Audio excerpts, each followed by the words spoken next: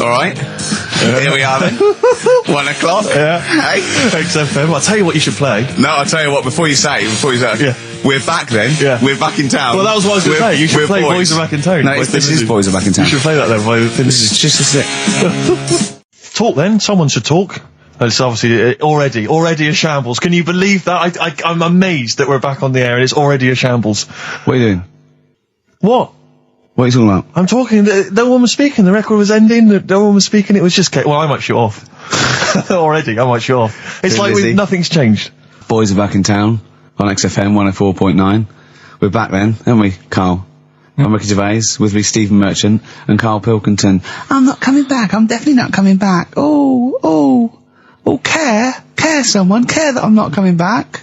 Rick, I seem to remember the end of the last time we were on. What was Yeah. that? 3 months ago. Yeah, 3 months Carl ago. said he's never going to do the show again. There was nothing that was going to bring him back. Yeah. He didn't enjoy it. Wasn't going to do it. All the ruse, right? Really? Yes. I've known him coming back for about 2 months, because he's got our agent now representing him. I thought he was a I fool. haven't really. Why? Well, what's he done for me? What's he done for us? No, I know, but I mean, he's your agent, so, and he's sort of calling Graham. And it was all a con, so Carl could get Mondays off. Poor Graham, the station's struggling enough as it is. Yeah. It's like running around like a headless chicken. Yeah. No one's listening. That's why I don't bother talking on the record then, because there's no loss Sure. to London. Sure. Right? It's pointless, this show. We don't do it for the money. We don't do it for the kudos. I don't know why we do it. No. Is there anything on telly at this time? I could have had a lie in. I know. But, it's all a ruse to get Mondays. He's got Mondays off now, because he has to do the show, 2 hours, right? And he's still getting paid. And it's all a con, because he knows that he's holding him over a barrel, and it's like, we've got to keep Carl happy. Right? I had Mondays and Tuesdays off before Duncan got involved. No, but you know what I mean, though? And it's like, poor Graham, who's the MD, in charge of the thing, probably pulling his hair out, worrying about the station, right? It's a sinking ship. And then Karl comes along, well, I'll do it, but I want Mondays off. He's probably sitting home now. His family, he's probably ridiculed by his wife. His kids almost certainly would have lost all respect for him. He's been fooled by Karl Pilkington. He calls his mates and goes, I'm busy, Graham. I don't, I just can't think. It's embarrassing. But do you know what I mean? And you think it's funny, and you think you've got one over him. He's going, Monday's off for 2 hours. Yeah, you do. You think, and now you're embarrassed. We've said it on air. But you're only conning yourself in the long run. Because, do you know what I mean? I hate that sort of, the world owes me a living, what can I get out of the world? What are you going to give back to the world, Carl? What are you doing now then? Are you going to prepare Mondays? What have you prepared for this show now? You've had 3 months to prepare. Yeah. What have you got? What have you got for us? Okay, what's happened in the last 3 months? What? In this place or just my life? Well, what have you got for us? 3 months, we're cloning about, you get Mondays off, you're getting paid for it, you've got a cushy deal, you're having a laugh, you're taking the piss out of the management, right? So, what have you got for us? Give it to us. I've kind of, updated Rockbusters a bit. Right, brilliant. Yeah. Right? So, and you said don't mess with it. If something's good, don't mess with it. What do you mean it wasn't good? It was never good. It was never good. No, Of course it was we had never to good. fix it. It was fun to do. It was a laugh. I mean, I imagine it was much more fun for me than the 450 listeners. You know what I mean? I enjoyed it. I enjoyed squeezing your head and dressing you up. No, but that's just it. When I had a meeting with Graham, right, I said, look, I'm not being funny. I don't want to do it anymore. Yeah. I've had enough of it. Yeah. And he was like, oh, what's up with you? You sounds like you have a right good laugh. I said, yeah, but that's all good acting and stuff. I said, it's hell in there. I said, like he's talking about Vietnam. Yeah. I said, having my head squoze, right? What? Squoze is still not a word. We've been away 3 months. It's still not a word. Right? Yeah. I said, he's putting a dustbin lid on my head. You told this to the MD. He's hitting me with a tray. Yeah. He's chucking toilet paper at me. Yeah. And he said, yeah, but that's all over 2 years. I said, no, that was the same day. Okay then, what has changed in 3 months? They're listening, they've been listening for 6 minutes now. Come on, give us something. Bit of Nickelback. What's happened in 3 days? Play a record and let him 3 think. months? What, in my life or in here? Nothing's happened here, nothing's changed here. Right. But, I don't know, do you know last time we were on? Yeah. Right? And, I was telling you about the woman over the road, where I live. The one that walked around naked? There's a woman who walks about the flat naked, This right? is when Carl was watching a woman naked, then she looked at saw him looking. So what he did, this is the genius he did to get out of this, he pulled his pants down so he was naked too. His girlfriend comes in and goes, Karl, what are you doing? He went, I can't tell you now, but don't look out of the window. Yeah, go on, sorry. That woman, she's bought some blinds.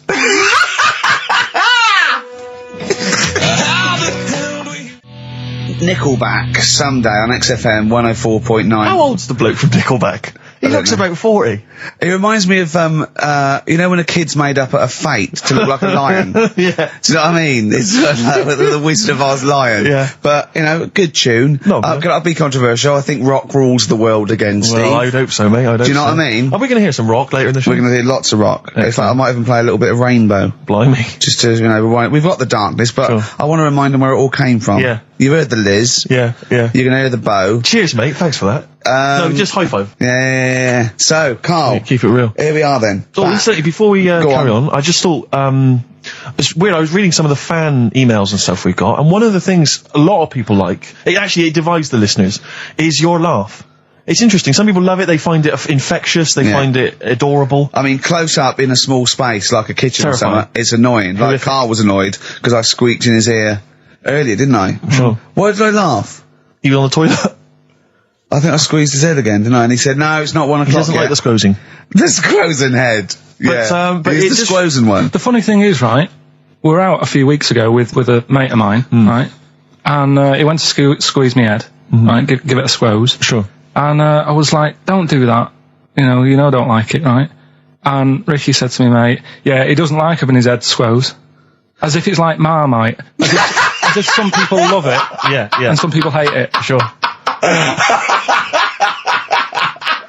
Yeah, okay. Well, anyway, there was a little taster of the laugh. That was more the kind of deep, throaty laugh, the belly laugh, but there's that kind of high-pitched squeak that you do. When I've got to get air out quickly. Because I'm going to burst. Sometimes I laugh so much that my liver and all, they try and get out to it. So I have to get it out really fast, like a siren. Right. Do you know what I mean? Is that how you explain the fact that you're quite fat? Yeah, that's just laughter waiting to come out. Every time you laugh, you become a svelte young thing, like Brett Anderson. Oh, dear. Well, anyway, it reminded me of the game that you and I used to play in our very early days of XFM, when it was literally Make Ricky Gervais Laugh. Make Ricky Gervais Laugh, which was a great game, I think. I remember the first one. It was that fella drinking a pint of beer. Yeah. I remember the very first time. I tell you what, it's not great. Though? Ant and Dec do it now. They actually, it's very similar to Make Ricky Laugh. It's called Make Ant Laugh. Interesting. So many of our great ideas have been stolen. Yeah. Or stoled.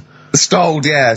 Anyway, I was looking through the paper in the week, and there was a picture which which I think might be a Ricky Gervais, Make Ricky Gervais Laugh. I don't know. Again, obviously it doesn't really work for the listeners at home, but I'll try and do my best to describe it. Can we stop saying my name, because it's like a Dave Gorman project? Can we just stop? It's getting, let's say a word often enough, it doesn't mean anything. Yeah. Let's stop saying Ricky Gervais. Well, what we're going to refer to you as. Alright, well, Make Patty Laugh is a new game. I'm trying to get one of those squeaks of a laugh. I'm concerned because I know. I'm not a monkey. I'm not sure, you're not a performing monkey. No, okay. I know that. Right. But anyway, let me just briefly summarise the story for those at home. Okay. The headline was Mum 48, a mother of 48, seduced boy of 14. Well, that's not funny. Not her own boy, obviously, but a neighbourhood child. I don't think it's a funny story so far. He said, Grand Lana Allen, 48, led him upstairs and undressed to her waist, then took his trousers off. Okay, bear that in mind. This is a quote from him, right? Bear in mind, he's a 14-year-old boy, he's quite excited about this. He says, then we had sex, it was every boy's fantasy. Alright? You're going to show me the picture of her now, aren't you? So it's a picture of her. Oh, this is not... Bear in mind... This is... Okay. In his own words, Rick. Right. In his own words, this was every boy's fantasy. Okay. Here's the picture. It's a silent laugh. He's collapsed on the floor. I wasn't expecting that. I was thinking it looked like a fat man. I was not expecting that. Oh my god. Oh god. She looks like the drummer of Iron Maiden. She looks a bit like Lemmy. But I tell you, she looks like reminds me of most. Did you see those? They've got one with a fag on as well. No, I know. That's two of them out of makeup though. Carl, have you seen Every Boy's Fantasy? You should see. Oh god! Have a look, Carl. Oh god! How old is she? 48. Oh. Oh, God. Oh, 48. That's lovely. Nothing wrong with that. I'd say if you weren't lucky enough to see the picture, she looks just like the oldest man in the world. His photos on in newspapers and on the web for a while. He was about 135 or something. Carl. Look. It's, Carl's got a theory that Chinese people don't age well. This man was a Chinaman, right? And he was 120 or something. Yeah. Did you see a picture of him? Yeah, he's still alive. No, he's not. No, he's not. He died at 120. So he said 120 or something, but makes you wonder. What makes you wonder? Well, because they don't age well. I think he's using that. He's probably about 37. Oh, God! Honestly, we walk down the street, right, and we see an elderly Chinese person, right, and Carl would go, I just think he is. Yeah. Like, it's not... I don't understand. This notion that Chinese people don't age well, I don't know where this has come from. No, I mean, I'm not having a go. No, right? I never want anyone to think I'm like having a go at them. But they are really good looking and they're healthy and that. Till they're about... I've never seen one, right? Can you tell me if you've seen a Chinese person who's about 30? It's either 20 or 50. There's no middle ground. This is what I came back for. This is 2 hours of absolute drivel from the brain of Karl Pilkington. Let me just check something. So the Chinese gentleman who died recently was 130. Your theory is... Your theory is that he's maybe in his late 30s, early 40s. Yeah. This is an elaborate conspiracy on his part, because obviously whenever they talk about the oldest people in the world, it is always a Chinese person. Yeah. Invariably. They do, yeah. I mean, they seem to win that every year. Go on. So your theory is that in those small backwater villages in China... Ross McWhirter comes to a little village. They go, the Guinness guy's on the way. He goes, well, until recently, the oldest person in the world, how old are you? And they're so embarrassed, because they think they look about 120, they go, 120, they go, really? Yeah, can I have his birth certificate? No. In fact, I think this Chinese bloke it wasn't verified by the conspiracy because he didn't have his papers. Didn't have his papers, no. So... Is this the same one or a different fella? I think it might be the same guy, I'm not sure. Trying it on. So there's a huge conspiracy amongst these Chinese villages that every time... When you get to about 50, say you're 70.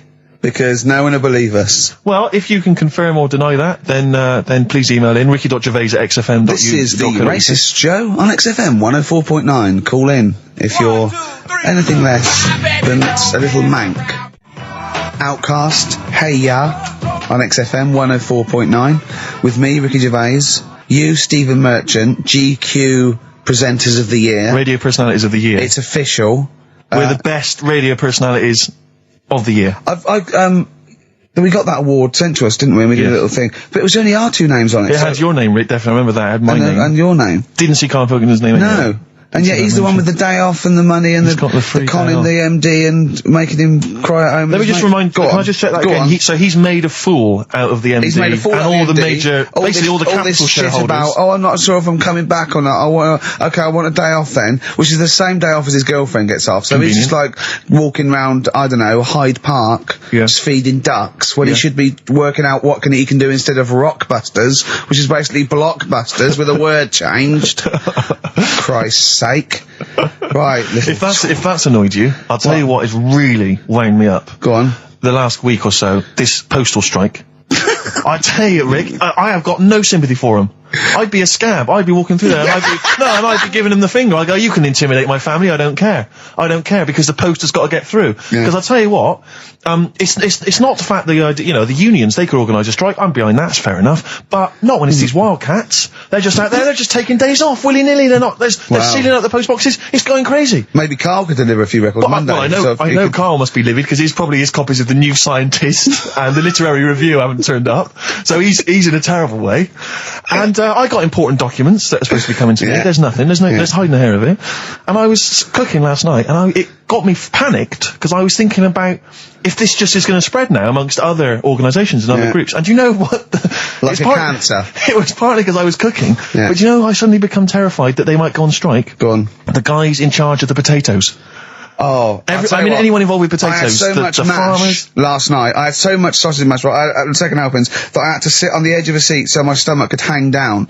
I love spuds. Spuds and bread. I could not do without spuds and bread. I feel like maybe I could make my own bread. Spuds, I wouldn't know where to start with a spud. Yeah. And it's like, they're amazing. You can boil them, you can broil them. Yeah. I don't know what broiling is, but I suspect it's tasty. I don't think it's as good as, obviously the chipped potato is... For the working classes, it was always on. The chip fat fire was always on in my household. The ceiling, the death trap fire, polystyrene ceiling was yellow. Exactly. Come Wednesday in our house. Yeah. And, always had chips. Because all I remember hearing, if I think back to my childhood, all I remember was, gotta stop and get some potatoes, or phone your dad, tell him to get some potatoes. Well, that was your job, wasn't it? Carl? The potatoes. Yeah. Genuinely, it does concern me because what did you have to do? Didn't you have to fill a diary out for your teacher? Do you know when you're at school? I don't know if you do the same thing, but you get like a little red book, right? And every night, I think it was a way of the teachers sort of keeping an eye on you. So if you went out robbing, if you wrote it in your diary, they'd go, what you're playing at. Sure. Right? So you'd have to write down what you did every night. Yeah. But I didn't get up to that much at that point. Sure. I used to just go on my errands. Yeah. And it was my job to like... I haven't had errand since the 70s. Nice to hear that. I went to U-Phase, right, the little local supermarket. Yeah. And I got... what's it called? Euthanasia? What? I did... U-Phase. U-Phase. U-Phase. Yeah. H-U-G-H. U-Phase. Oh, Hugh Phase is his name, right. Yeah. And I just had to get like a bag of potatoes. Of course you did, yeah. And a loaf. Staple. So I used to put that in my diary every day, and it got to a point when like even the teachers were like, just make something up. Yeah. Stop putting the same thing in. Start joyriding or something. Live. I remember when Jane was little, she was at school, I think it was about telling us something like do a project over the week, and they were given a big list, like a list of 100 animals that they had to tick when they saw one that week. And the teacher knew she cheated because she ticked beaver. So she was trying to win and get it, as you knew, unless it was Susie Dibblethwaite's beaver. I know the school slut. I don't know, maybe. I don't know, but yeah. So it feels like the potato people have got me over a barrel. You know, I mean, they could hike the prices up. I still have to buy the potatoes. I got nothing else. I got to have that. You know, you got your fancy pastas for the upper classes, but for the working classes, it's chips or mash, isn't it? Really? Yeah, no, I wouldn't worry. I don't think people who do potatoes are going to go on strike. I don't think so. Because we just go and pick them ourselves, don't we? Or grow them ourselves. Sure. What would be the most pointless strike? What would be the strike that we went so? Do you know what I mean? I'll tell you one strike that would go so. Those guys who do sketches in Covent Garden. Yeah, take me a picture, or they do a caricature of you. The strike, imagine the strike! You go out and you go, well, I want one with a big nose and a big chin. I want them using caricature of me and my sister. Yeah. Oh, dear. But I need a sketch, I need a pencil drawing of Leonardo DiCaprio. Looking like a monkey. I mean, how are we gonna get this? This is unbelievable.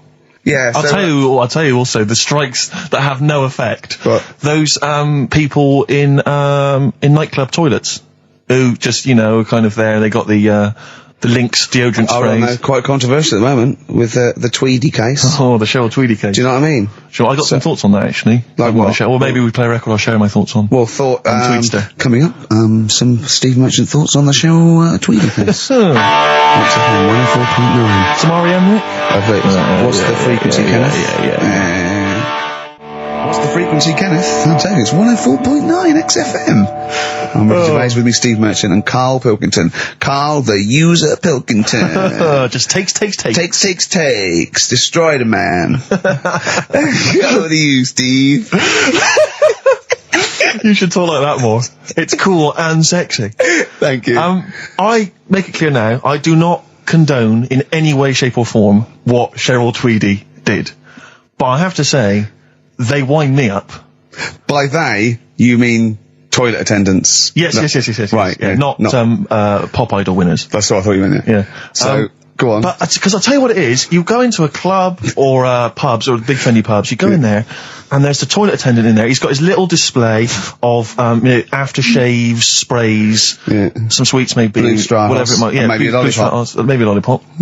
And, alright, I don't know if I assume they're not employed by the club. I'm assuming the club's we've got the DJ, we've got the bar staff. Wait a minute, we need a guy to irritate people in the toilet. When the manager walks in, do they hide? Well, this is it. I don't know if it's a guy who's just like... Is it like busking? Yeah, he snuck in.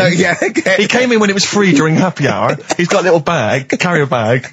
He snuck in the toilet. But the thing is, it's the fact that toilet attendants, fair enough. I mean, I'm happy if a toilet attendant sneaks in under cover of darkness, cleans it for me, and then shoots off. But it's when I have to see them there. I feel guilty because I've got to, it's like, I maybe wash my hands, I'll forget he's there, he'll hand me a paper towel, suddenly I've got to tip him like a quid or something. It annoys me because I wash my hands at all. I don't usually wash my hands. I sometimes don't even bother getting my knob out. I do it by stand and change my trousers when I get home. Exactly. So it annoys me I have to go through this charade of getting it out, slushing out of it, shaking it dry, and then washing my hands. See, if he did any of those elements, I'd tip him a quid, yeah. Pop it out. But not to hand me a paper towel and get it myself. And it's just guilt. And sometimes I'll hold it in because I'm nervous I don't want to go back in there. What annoys me is like a posh award ceremony, it's a pound a piss. It is a pound a piss. Do you know what I mean? So, or in a top hotel or something. Yeah. It's absurd. And I'll tell you what's worse than that. I know that he's doing it because he's got to feed his kids, but it's the fact that I've got to look him in the eye.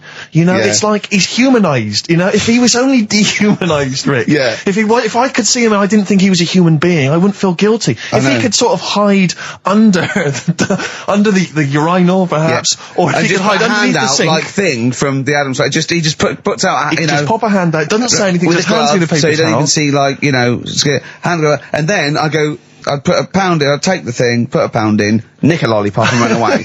No aggro. Exactly. It's the fact I've got to see them and I feel guilty because, you know, I'm on the radio, I've got a cushy life. I know. Here's a guy who's just trying to make ends meet. It makes me feel bad, it ruins my evening. Yeah. I'm just pleading for them. Can they not do it anymore? Can they maybe get a job, illegal mini cabin or something?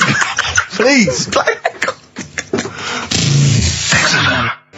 Born Again, Star Sailor on XFM 104.9. We're back. It's the 1st November. Ricky Gervais, Steve Merchant, Karl Pilkington. It's the same old email address if people want to get in touch. ricky.gervais@xfm.co.uk. We've had a couple of emails, Rick. Someone, actually Ian, he's emailed in. He said that because of the blinking postman, it's his wife's birthday today. She's had no cards or presents because, presumably because she's got no friends, but also because of the postal strike. But you won't be able to use that excuse for Suzanne's birthday again because she knows that the postal strike won't be on around that time. All right, Carl. So. But anyway, so would you just say happy birthday to Tracy? Have those condoms run out yet that you got for Christmas? Carl? I've still got them. Have you? Just say happy birthday to Tracy. Happy birthday, Tracy. And hello to Aidan, who's phoned in to let us know he's actually listening in Northern Ireland. Oh, so we've gone international. Sure. Now there's also a questionnaire has been sent in by Ruth Chamberlain at Cordwainers College. Cordwainers College seems a weird. Cordwainers. It used to, it's either used to be a poly or a laundrette. I think Anyway, it's something that she's doing for, she's studying product design for the fashion industry. And anyway, she's got, some questionnaire. And we're too busy and important to fill out the questionnaire. But we thought maybe you could answer it, Carl. Look, he's yawning, he's looking round, he's only got to do 2 hours and he gets a whole day off and he's getting paid for it. Do something, Carl. Be grateful. You've probably ruined a man's career. He's been ridiculed now for doing this. He's so weak where he should have squoze your head and kicked you out of the building. So, let's have a little bit of effort. You've only got an hour and a quarter to do, then you get 2 days off, alright? Alright. Right, Carl, it's a questionnaire about happiness. Oh, yeah. There's one person... Well, that should answer it right where. The first question, Carl, on a happy scale of 1 to 10, where are you on the happy scale? Is it at this moment, or in general? Well, I would say generally. Okay. Yeah, but you don't always have to, like... I think I'm happy in that, but I don't always show it. You never show it? No, but it doesn't mean I'm not happy in that. Like, I'm alright at the moment. I'd say I'm probably on about an 8. I was probably at about a 9 when I woke up, right? And then, sort of fell out with Suzanne over a haircut. Yeah. Right? She went for a haircut and came back with something that I didn't like. Sorry, what did you say? So when your girlfriend walked to the door, she had her hair done, you said, I don't like it, alright? She could tell by the look on my face. But don't you say, no, I'm happy with it, I just can't tell. I'm loving it. Because then she won't have it done again. Oh, Carl, I just cannot get over you. I really can't. No, but you haven't seen it. Right? Oh, So then I was fed up, but then I thought... Sorry, what authority have you got to talk about haircuts? Yeah, you had officially from a barber in Manchester above a railway station in a shack, it was £2 a cut, told you had the hair of a Chinaman. Well, you wish you had the hair of a Chinaman now, you got no hair. You're a little bald man with your mouth open, so don't... Is she listening to this, Suzanne? Sitting at home with a woolly hat on? I don't know. But she knows now, doesn't she? What did you say? What words did you do about it, I just said you look like someone out of Slade. interestingly, that's what I look for in a girlfriend. Oh, God. Which one, Slade? That one with the funny hair. Not Dave Hill. Yeah. The one with the crooked fringe and the goofy... She had her teeth done as well, did she? She had 2 front teeth put in. Dumper. So anyway, So prior to that, you're on a 9. Then you saw the haircut, you're on an 8. Yeah. Yeah. And Now then, what you on? I'm probably on about a 6 at the moment. Why? What's happened? Well, while Star Sailor was on, bit more head squeezing going on. So, yeah, about a 5 or 6. So generally speaking, what would you say you are? About 4. You're on a 4. Alright. What would you give someone who wasn't very happy? What would you give them? What are you thinking, Carl? Depends why they're not happy. They're low, okay, so what would you give them? I mean, yeah, depends, doesn't it? If it's someone who's just lost their arms and legs in an accident, you don't give them a lollipop. Sure, or some mittens. Yeah. You give them a hat. Yeah. Yeah. And dare I say it, a smile. A skateboard. Yeah. Yeah. I don't know. You don't know. You got to answer the question. Alright, so hang on, let's assume that you've upset your girlfriend because you slagged off her haircut. What are you right? going to do now to feel go and guilty. make her happy? How are you going to cheer her up? And not buy her a baseball cap. I don't know yet. I haven't thought about it because I've got this to sort out, haven't I? So when I get home, get her some gel or something. Oh, God! Oh, Christ. Okay, Oh. and, Oh. alright, just name something that always puts a smile on your face, Carl. It always cheers you up. If you're feeling a bit blue, it always cheers you up. A monkey, innit? Learning something. Right. That's a bit weird. I love the qualifier. No, I think it was 2 different sentences. I think it was learning something. That's a bit weird. Yeah. Oh. Learning something that's a bit weird. Okay, and finally, if you could have something to make you happy, what would it be? Little chimp, wouldn't it? Little chimp in a suit. Well, don't answer for him. Don't put words into me. You could have anything you want. It'll cheer you up and make you happy. What would it be? You can't say a skin of titanium. It's got to be something possible. Yeah. X-ray vision. No. What would you have? It can be conceptual. It could be world peace. It doesn't have to be, a new watch. Yeah, let someone else wish for that. Sure. It'd be a waste. Yeah. Yeah. Why should you do it? And then someone else gets a nice new watch and there's world peace. Exactly. You're walking round, it's nice and peaceful, you know what time it is. He's swanning round, he's got a lovely new watch and there's no threat of him being bombed. Exactly. I'm quite happy the way I am, really. I don't really want Are that you much. really? But you're on a 4. Yeah, You're on a happy scale of 4. Yeah, you're on a 4. Surely you want to get to 10. Surely the point of life is to be on 10. Yeah, but what's a 10? Do you know what I mean? No. What's a 10? Contentment, absolute contentment, joy Bliss. in your heart, Yeah. inwardly and outwardly. Not walking around with a little round mank head with your mouth open going, what's the point of that? I've done it once. Is that why you've still got all the condoms? I've done it once. What's the point of that? Alright, we're gonna get over some hair gel. Come on. 10. Just one thing that would make you happy. That would cheer you up if you were feeling low. Tuesdays off as well? I'll have the MD just, resign straight away, shall I? I honestly don't know what would make me happy just like that. Because I am happy. I know you say I'm fed up and that. Do you know what? He said he wouldn't want to be too rich. He said, because if I was too rich, then Suzanne would say, let's go around the world. He said he wants to be rich enough, so they're happy in that they got their bathroom and everything, but they still can't afford any more holidays a year. Think of that wish. Think of that capping your wishes. Yeah. Do you know what I mean? Putting a ceiling on your ambition. I love it. It's genius. Look at his face. Play a record. It's like if you'd won that ticket round Charlie's chocolate factory and he'd said, actually, Carl, I want you to take over the factory. It was a test. You'd have said, I just wanted to look around the chocolate factory. Yeah. I'm happy to go back and live. No, he'd have said, I'll work it, but I'm not working Mondays. Exactly. Play a record. Imagine giving a chocolate factory to a kid. I know. Idiot. Give it to the fat one at least. He'd enjoyed it more. Beautiful. Billy Bragg from his Essential Billy Bragg compilation. Now, I know a lot of people are thinking Billy Bragg, I can't be bothered, politics, and I have to say, buy this CD, skip past every song that is, for instance, there is power in a union. Don't be duped by fascism. Yeah, it's your right and duty to vote. Yeah, right wing, wrong wing. Exactly. Ignore all that. But just listen to the love songs. His love songs are beautiful. Yeah. It's fantastic. Tonight I celebrate my love for you with a pint of beer and a new tattoo. It's great. Brilliant. Yeah, lose the ones about Exactly. Striking. Yeah, exactly. Because we know what we think of that. So I heartily recommend that. Carl, we're on happiness. Carl, Yeah. I'm trying to explain to Carl that the aim to, is really to get on a 10. Yeah. For I like happiness. the fact that he started on a 9. But I love the fact he's happy with 4. Yeah. I love that. No, but what I mean is, right, I'm not looking for, like, happiness. Right.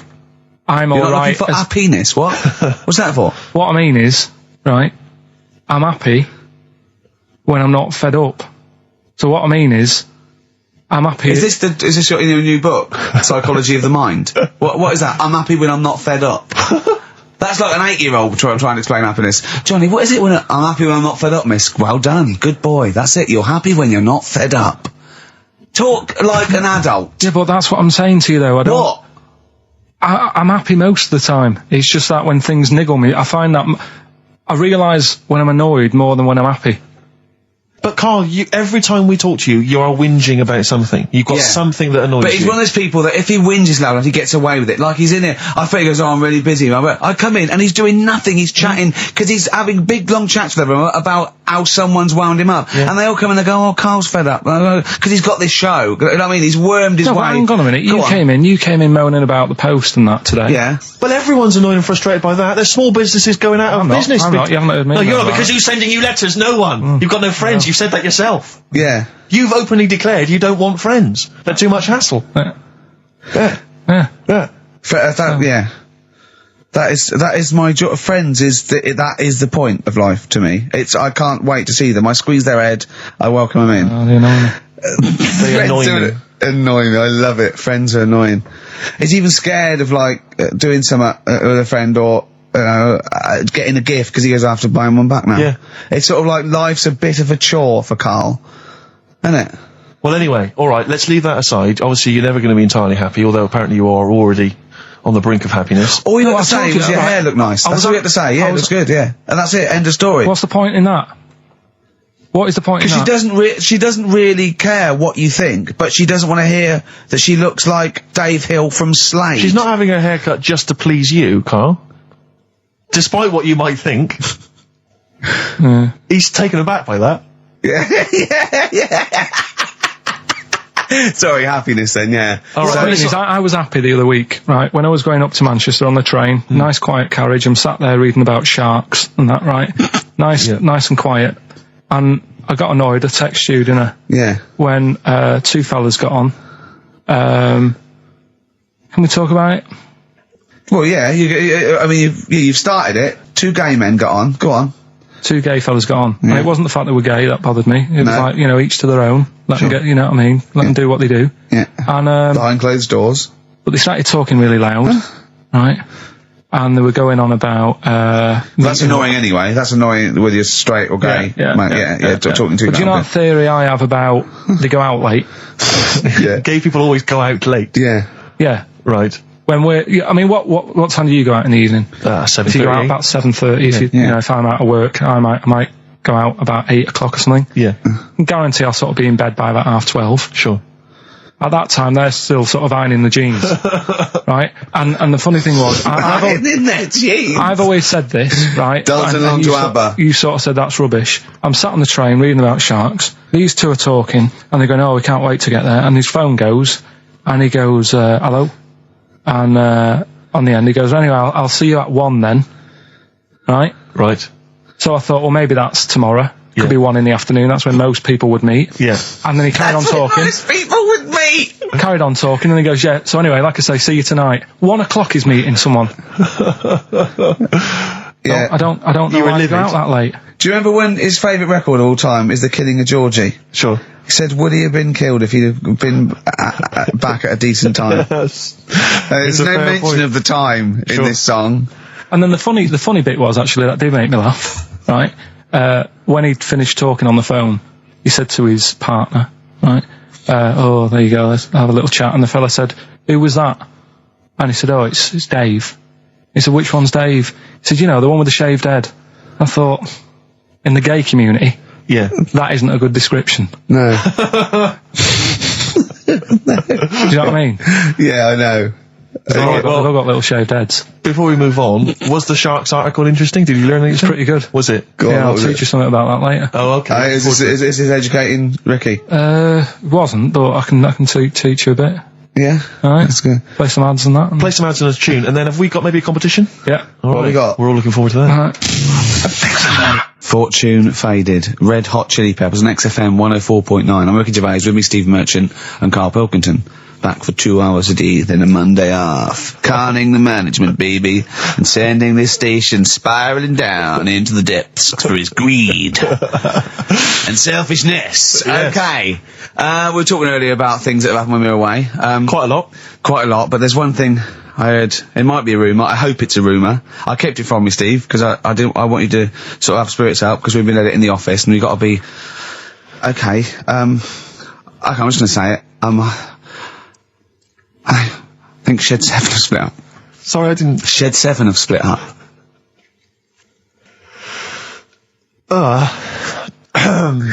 Sorry, I think I got something in my eye. It's just a bit dusty now, I think. So, okay, if it's true, it's true. If not, at least we got their music. Their music didn't...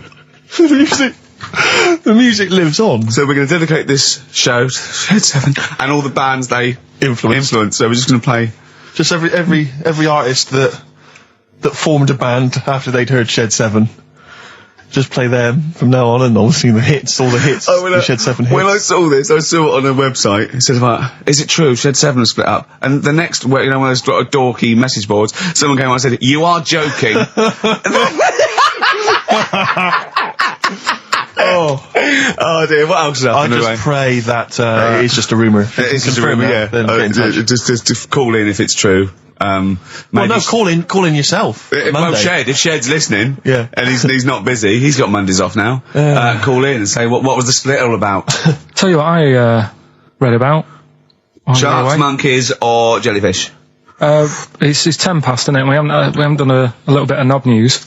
No, right? We haven't done knob news, no. But it's been 3 months. It's been 3 months coming. There's this thing. I don't know the full story. I don't know how it happened, right? But little Russian fella. Yeah.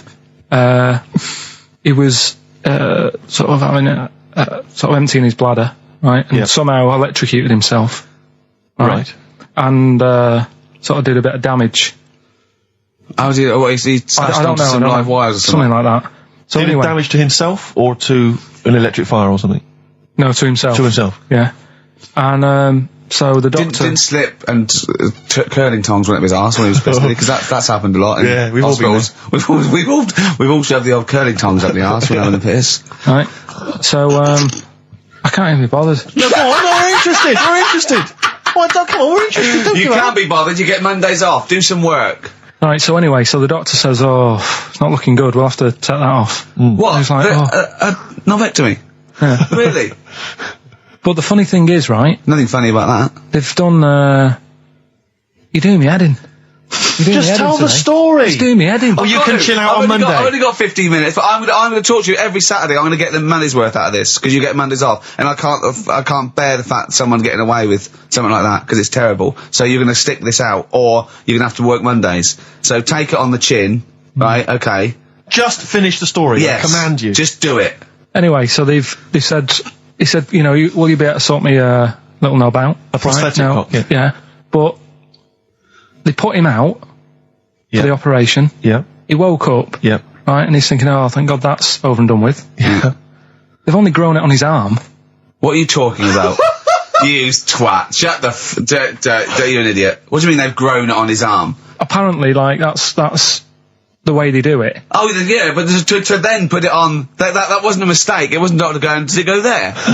Some bloke I didn't do a degree. Are you a real doctor? Yeah, yeah. No, but why put it there? Because it's got to grow, it's got a graft there, so they can control it. To skin tissue. But on your arm.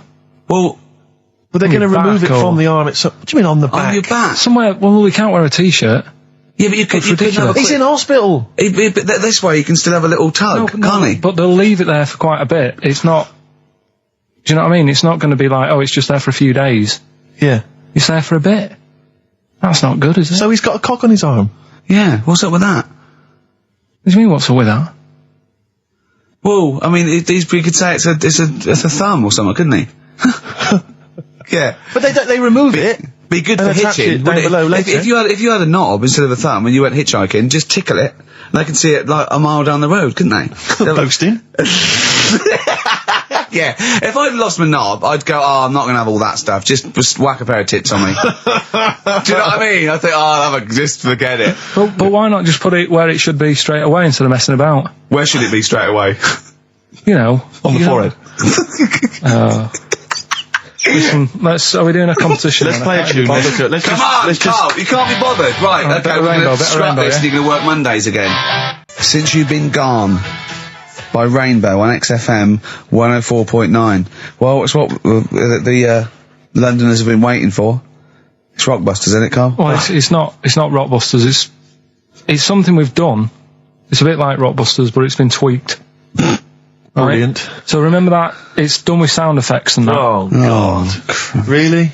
What do you mean? All right, come on.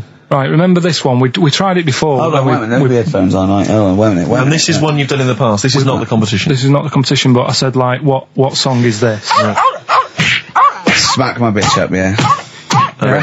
Brilliant. Smack my bitch up. Yeah. Right. So it's kind of that, but rather than just doing songs, it's that film or song sounds good. You know, when you do these things, you can't do them in the week. You've got to do them either Saturdays or Mondays. Yeah, I do, yeah. Well, I'm going to check on that, because that really annoys me. Because it's been done, so it doesn't really, you don't have to worry about it when it gets done, do you? Because it's done, so. Well, yeah, but I don't want you taking time out of things you should be doing at work. You're already weaseling way out. XFM's going down the tube, and you're taking the piss left, right and centre. Right, so here's this week's little grab. That film or song sounds good, so what is it? Come here.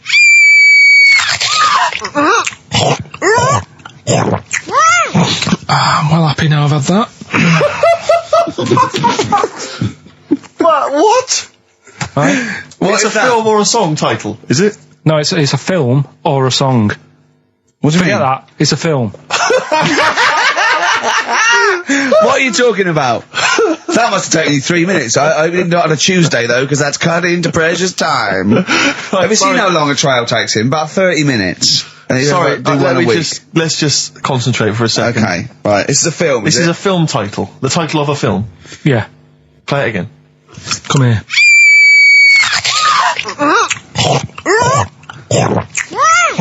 I'm well happy now I've had that. Right? Oh, dearie me. Dearie me. 3 months they've waited for that. 3 months for that. Shite. Do you want to say what the prices are? Oh, I can do. I'll tell you, there's good news and there's bad. I don't know, I think maybe this is what people think of Karl's quizzes. This is the respect they show us. Because you know that the various companies, they'll send you product which you can include in competitions. It's a promotional tool. Yeah. They've sent us I'm Alan Partridge, Series 2, and Fawlty Towers, the complete series. Brilliant. On VHS. I mean, who's got a video player anymore, Karl? It's for losers and the working classes. Yeah, for up north. They still sell them up north, I think. Thankfully. In market stores. It's been redeemed. I mean, I wonder how we got hold of that. Yeah. Yeah, The Office Series 2 on DVD. That was a nightmare, getting hold of that one. The best album in the world ever. It's got stuff on there. Super Furry Animals is on there. Supergrass, Gold Frap. And also the best of the Boomtown Rats, which is not bad. And a couple of Teachers DVDs. So some good stuff there amongst the VHSs. And you can win all of those treats by identifying this film. Oh, God. Come here.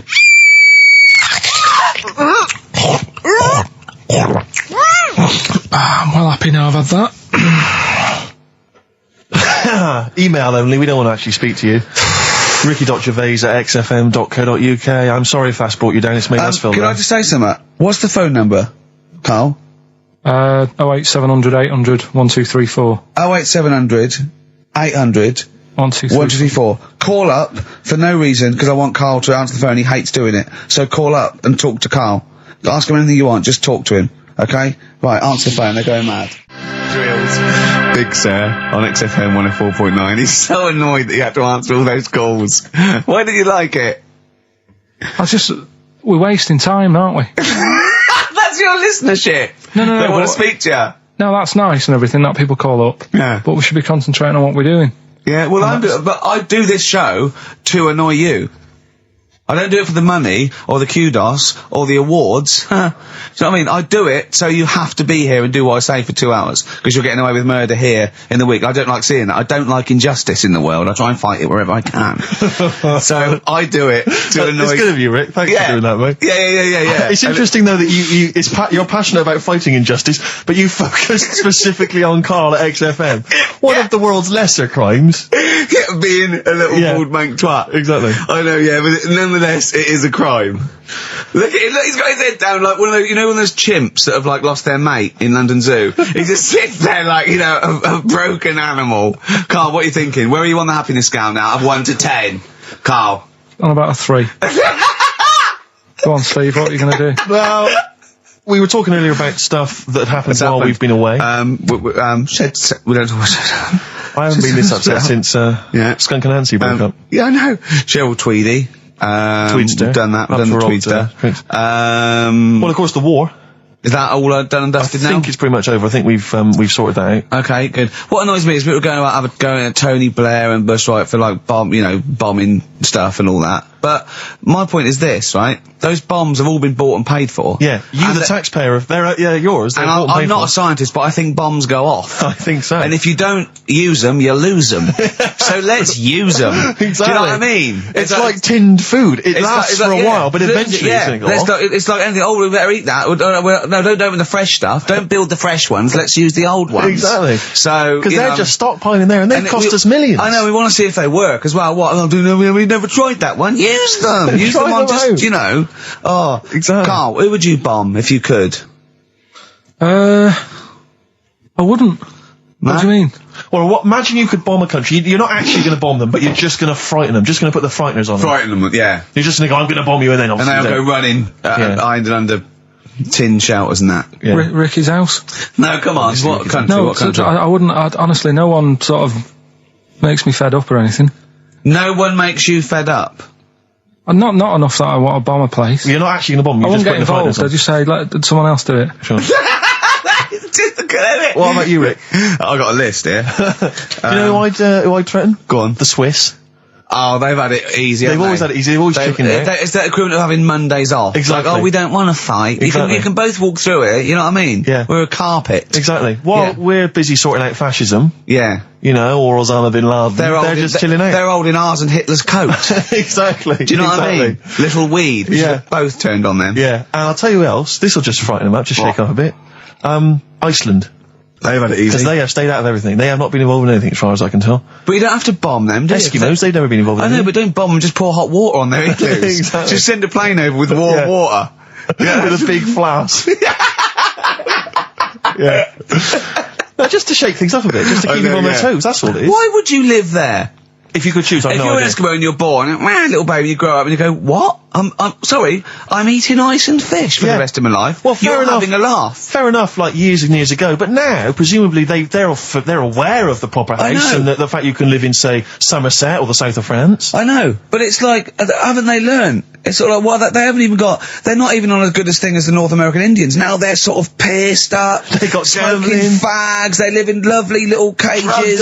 They're all brought to their little village. They're having a whale of the time. They don't have to go hunting anymore and killing buffalo.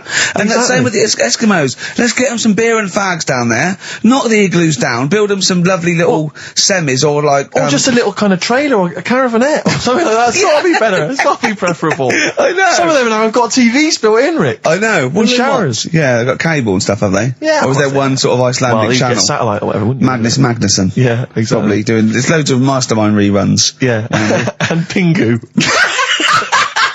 Just on a loop. That's porn over there, Yeah, though. exactly. Oh, brilliant. No, that's like a hardcore documentary. Yeah, this is Racist FM 104.9. Yeah. So, who would you like to see bombed? Or not bombed, not bombed, but just put the frighteners on them. Yeah, it would email Ricky.Gervais, XFM. Anyone. Any nation or anything. Karl, thoughts?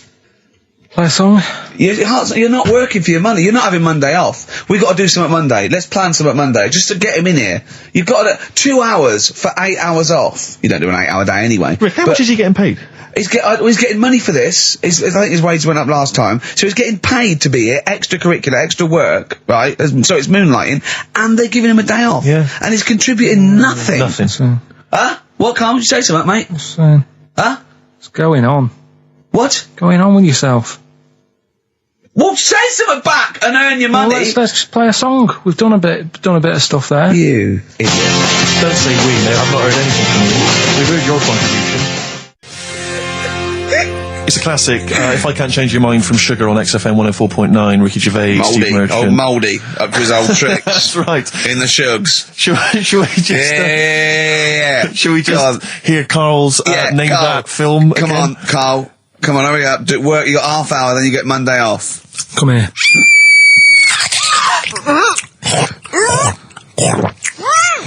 I'm well happy now I've had that. So ricky.gervais@xfm.co.uk. What's Carl's email address? Is it carl.pilkington@xfm? So everyone sends an email on Monday just so he gets back and he's got to do something on Tuesday. Yeah. Maybe he should have took the load off on Monday. I don't know. PIMP, 50 Cent on XFM 104.9. Me, Ricky Gervais. You, Stephen Merchant, and you, Karl Pilkington. Alright? What are we doing then? How are we going? Carl, how are you feeling? What on a scale of 10 now, happiness scale? Just building back up again a bit. Yeah? Why? Probably on about a 5. Oh, that's not bad. What changed it? Just calm down a bit. Yeah. So. The chilled out vibes of PIMP probably helped you. Yeah. I think we should just say, give massive props to Adam and Joe, who stood in for us. Oh yeah, stood in for us. Did a great job. Yeah, great, really good. In fact, interesting. Are they going to get their own show here? I think they should. Yeah, they'll probably get something. Well, there you go. Well, it's interesting, as I was listening to them, they had quite a nice selection of features. They had a couple of good competitions and things. Now, I don't know if, having done them for XFM, is it somehow, they may be kind of under some kind of XFM copyright? Which would mean, as we've got no ideas, maybe we could just hijack some of theirs. Maybe you could look into that. Obviously not Monday, you're not here, but... I was with Joe Cornish last night, went to a little, do at, Jonathan's house, and Joe was there, and he walked in, and I was taken aback by how tall he is. Sure. Because I'd forgotten, and he's about 6'4", but he's unlikely to, you know what I mean by that? It's sort of like some people surprise you. And, he was going, you know, I don't consider, 6'4", big. I said, well, it is pretty big. I said, but I know what you mean. I walk around with Steve Merchant. Yeah. And, he went, how tall's Steve? And I said, 6'7". Yep. And Joe went, oh, that's nearly a disability, isn't it? Do you know, he's absolutely right as far as I'm concerned. No, do you know, I genuinely, since school, I used to go to school with a little disabled fella. Lovely guy. No, I swear to God, lovely guy. And I remember he came in when we got in the sixth form, and he'd basically got, I don't know what the ins and outs of it were, but as far as I could tell, he'd got a car for free. A specially converted car. Yeah. You know, because he was disabled. And he was same as Carl, same as Carl. Me. I need this, I need that. But it seemed to me that I was thinking, well, why can I not get something similar? Because there are some cars I can't fit in. Because I'm too tall. I genuinely cannot drive the smaller cars, the cheaper cars. I'm obliged to buy a more expensive, larger car. Because I can't fit in the tiny. Yeah, that's like saying you've got to pay more for your shoes because there's more leather, which is true. Which is absolutely true. It's a nightmare getting shoes. But fat people have to pay more. Do you know what? It's a nightmare getting chairs, comfy chairs that I can sit in the home. I sit in a chair for very long, my back's killing me. Now, how is that not a disability? But no, you don't see people like me whinging. But I think tall people, I read an article that taller people on average, get higher wages through you know, an advantage, or just because they're taken more seriously than little dumpy fellas. Sure. Do you know what I mean? But I don't think I genuinely don't think there are many benefits of being really tall. People seem to assume there are, but beyond the fact that I can reach things down from a high shelf, I know, I don't think there's any real perks. I've seen you hit your head a few times. That's a disability. I know, I have seen you hit your head a few times, and I think, oh God, that must have hurt. Obviously I'll make sure okay and then laugh. Of course. But I know it must be annoying. Thanks, mate. No, but I mean, there's a pub, there's one pub in Soho that he has to go down backwards. Yeah. He has to lean back, it looks like a limbo dancer. Yeah, they've almost got to lower me in on ropes. I always find it amusing. But like, for instance, on a plane, on an aeroplane, I can't get some of the seats, I can't fit in some of the seats. Not in any way, not the way that I could. Because how is that not a disability? There's some seats that people can't afford because they're poor. It's not a disability. That's irrelevant. Don't go on a plane then, because you're poor. if you can't afford to go on a plane, you can't afford to go on a plane. You should have studied hard at school. But what annoys me about that is there's a physical disability I was born with. There's a weight allowance, so I might not be allowed loads of bags on, but there might be a big fat pig in the queue who's allowed the same chocolate allowance as me. That's because they've been eating like a bloater. I couldn't stop myself from growing this tall. It wasn't a conscious decision. I didn't think, I'll tell you what, I won't smoke when I'm a teenager. Maybe I'll shoot up. I'll eat healthy. I'll probably add an extra 2 feet. It just kept going. You do eat too healthy. You eat way too many greens. But that's not why I grew to this height. It's a genetic thing, isn't it? Yeah, but if you lived near some sort of pylon or something and just, as I say, smoked from an early age, you wouldn't have been that tall. Don't think when I was a gangly teenager having the piss taken out of me, I wasn't thinking I wish I'd been born near a pylon. Could you, or Chernobyl. Could your mum or dad, could they have banded you like they did with little, didn't they do that with someone's feet? Well, yeah, concubine, yes. I didn't come out this tall, did I? No, but slip it in the how would they bandage it? They'd have to bandage him round the feet and round the top of the head. Yeah, I'd be walking around like a mummy. Yeah, or a bonsai boy. But people didn't really realise I was going to be this tall until I was 14 or 15. You know, you don't realise when you're an 8-year-old. How tall were you when you were about like a gangly, so a typical gangly teenager, 15. How tall were you at 15? I don't know, 6'5" maybe? And I bet you were like a beanpole, weren't you? Well, of course. Yeah. And what sort of glasses did you have? Cool. No, what did you have? I don't know, a monocle. No, I can't remember. Did you wear a bow tie once? I wore a bow tie? I thought I was trying to preempt the styles that might be coming around. I think I've been watching a lot of George Formby films. And I thought it can only be a matter of time before the bow tie comes in. I thought it might be quite kind of urbane and debonair. Yeah. So what was Robin Day at the height of his fame? I think he might around this time. Yeah. Yeah, I wanted to go for that dandy look. I thought that's what the girls would go for. I know, the dandy. Oh dear. So I still want to see you with a pipe and trilby. Yeah. I just think you'd look great walking on the street. Yeah. Oh, I genuinely, I really, it does frustrate me that I don't get any allowances. It doesn't count as a disability. Well, it does count. No, it doesn't. It's not a disability being 6'7". But how can you explain, for instance, travelling on a bus or a coach? There's some seats I can't sit in. Is, people look. I've seen people stare at you, but they stare at me because I've been on the telly. Was that a disability? People being recognised? Yes, but you could avoid that by not being on the telly. It's your choice. This is my point. It's your choice. Yeah, it's the same as the big fat people. It's their choice. It's a different sort of stare, isn't it? I've been there. Yeah. When the sort of stare that you get and the sort of stare. Well, obviously, sorry, Steve, but I'm gonna, follow up this inquiry. What do you mean, Carl? No, I'm just saying it's more of a stare of fear than, like with you, they go, oh, it's him. Yeah, go on. Whereas with you, it's more like, jeez. Do you know what frustrates me? What? I thought he did deserve having a Monday off. I've changed my tune. Yeah.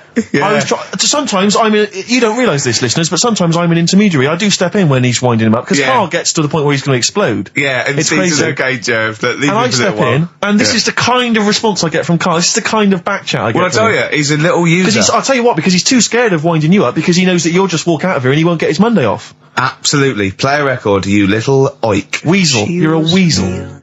Title track from an album called 1972 by Josh Rouse. Well worth listening to. XFM. Yeah. Ads. Yeah. Joe Jackson, Different for Girls on XFM 104.9. Ricky Gervais, Steve Merchant, Karl Pilkington. He's annoying me now because he's got a day off and he's got 2 hours and he's miserable. He's not even doing anything to the show. It really annoys me. Well, hang on, wait a minute. You've forgotten his brilliant film quiz. Yeah. He's contributed that he probably did during the week. Well, do you know what I mean? What, are you going to change your attitude, Carl, or what? Or should we just, not bother with this show? Told you. What? Don't annoy me and you'll get the best out of me. Yeah? I told you, this show is to annoy you. You knew that. But this is what you're going to get. Do you know what I mean? But no, you've got to be good and get the day off, or there's no point for any of us. Right, if you were having an operation, would you annoy the doctor? What? You can't concentrate, can he? Don't wind him up. That he's a doctor. All of a sudden. Yeah. He's got to press a button and find out what a monkey did in 1932. And he's, Where's the monkey news? It's been a bit quiet, hasn't it? I've been... What, in the last 3 months? Okay, there was something that I found last week about one that was in an old people's home. It escaped from some zoo. It was wandering about. It was enjoying itself, and then when it got to the night time, it was like, oh, what am I going to do? And the first place it came across was like this old people's home. Yeah. Went in there, I think it was there for about a week and a half without anyone realising. No, it did. No, so the helpers and the nurses and the social workers and the matrons and all that, they thought, well, Mr. Sanders looks a bit hairy. But I mean, that happens, you know, it comes out your ear and your nose when you get to about 70. And he stooped over, yeah, of course he has. He got bow legs, yeah. And he eats more fruit, of course he does. Well, that's when they realised. Why? Because someone in the kitchen said, hang on a minute, getting through more bananas than we normally get. Right, do the competition. Do the one thing you've done this week, probably in their time again. You're getting paid for it. You're having Mondays off. Yeah, and you're not into it, so that waste of time. That film sounds good. It was like this. Yeah, Come here.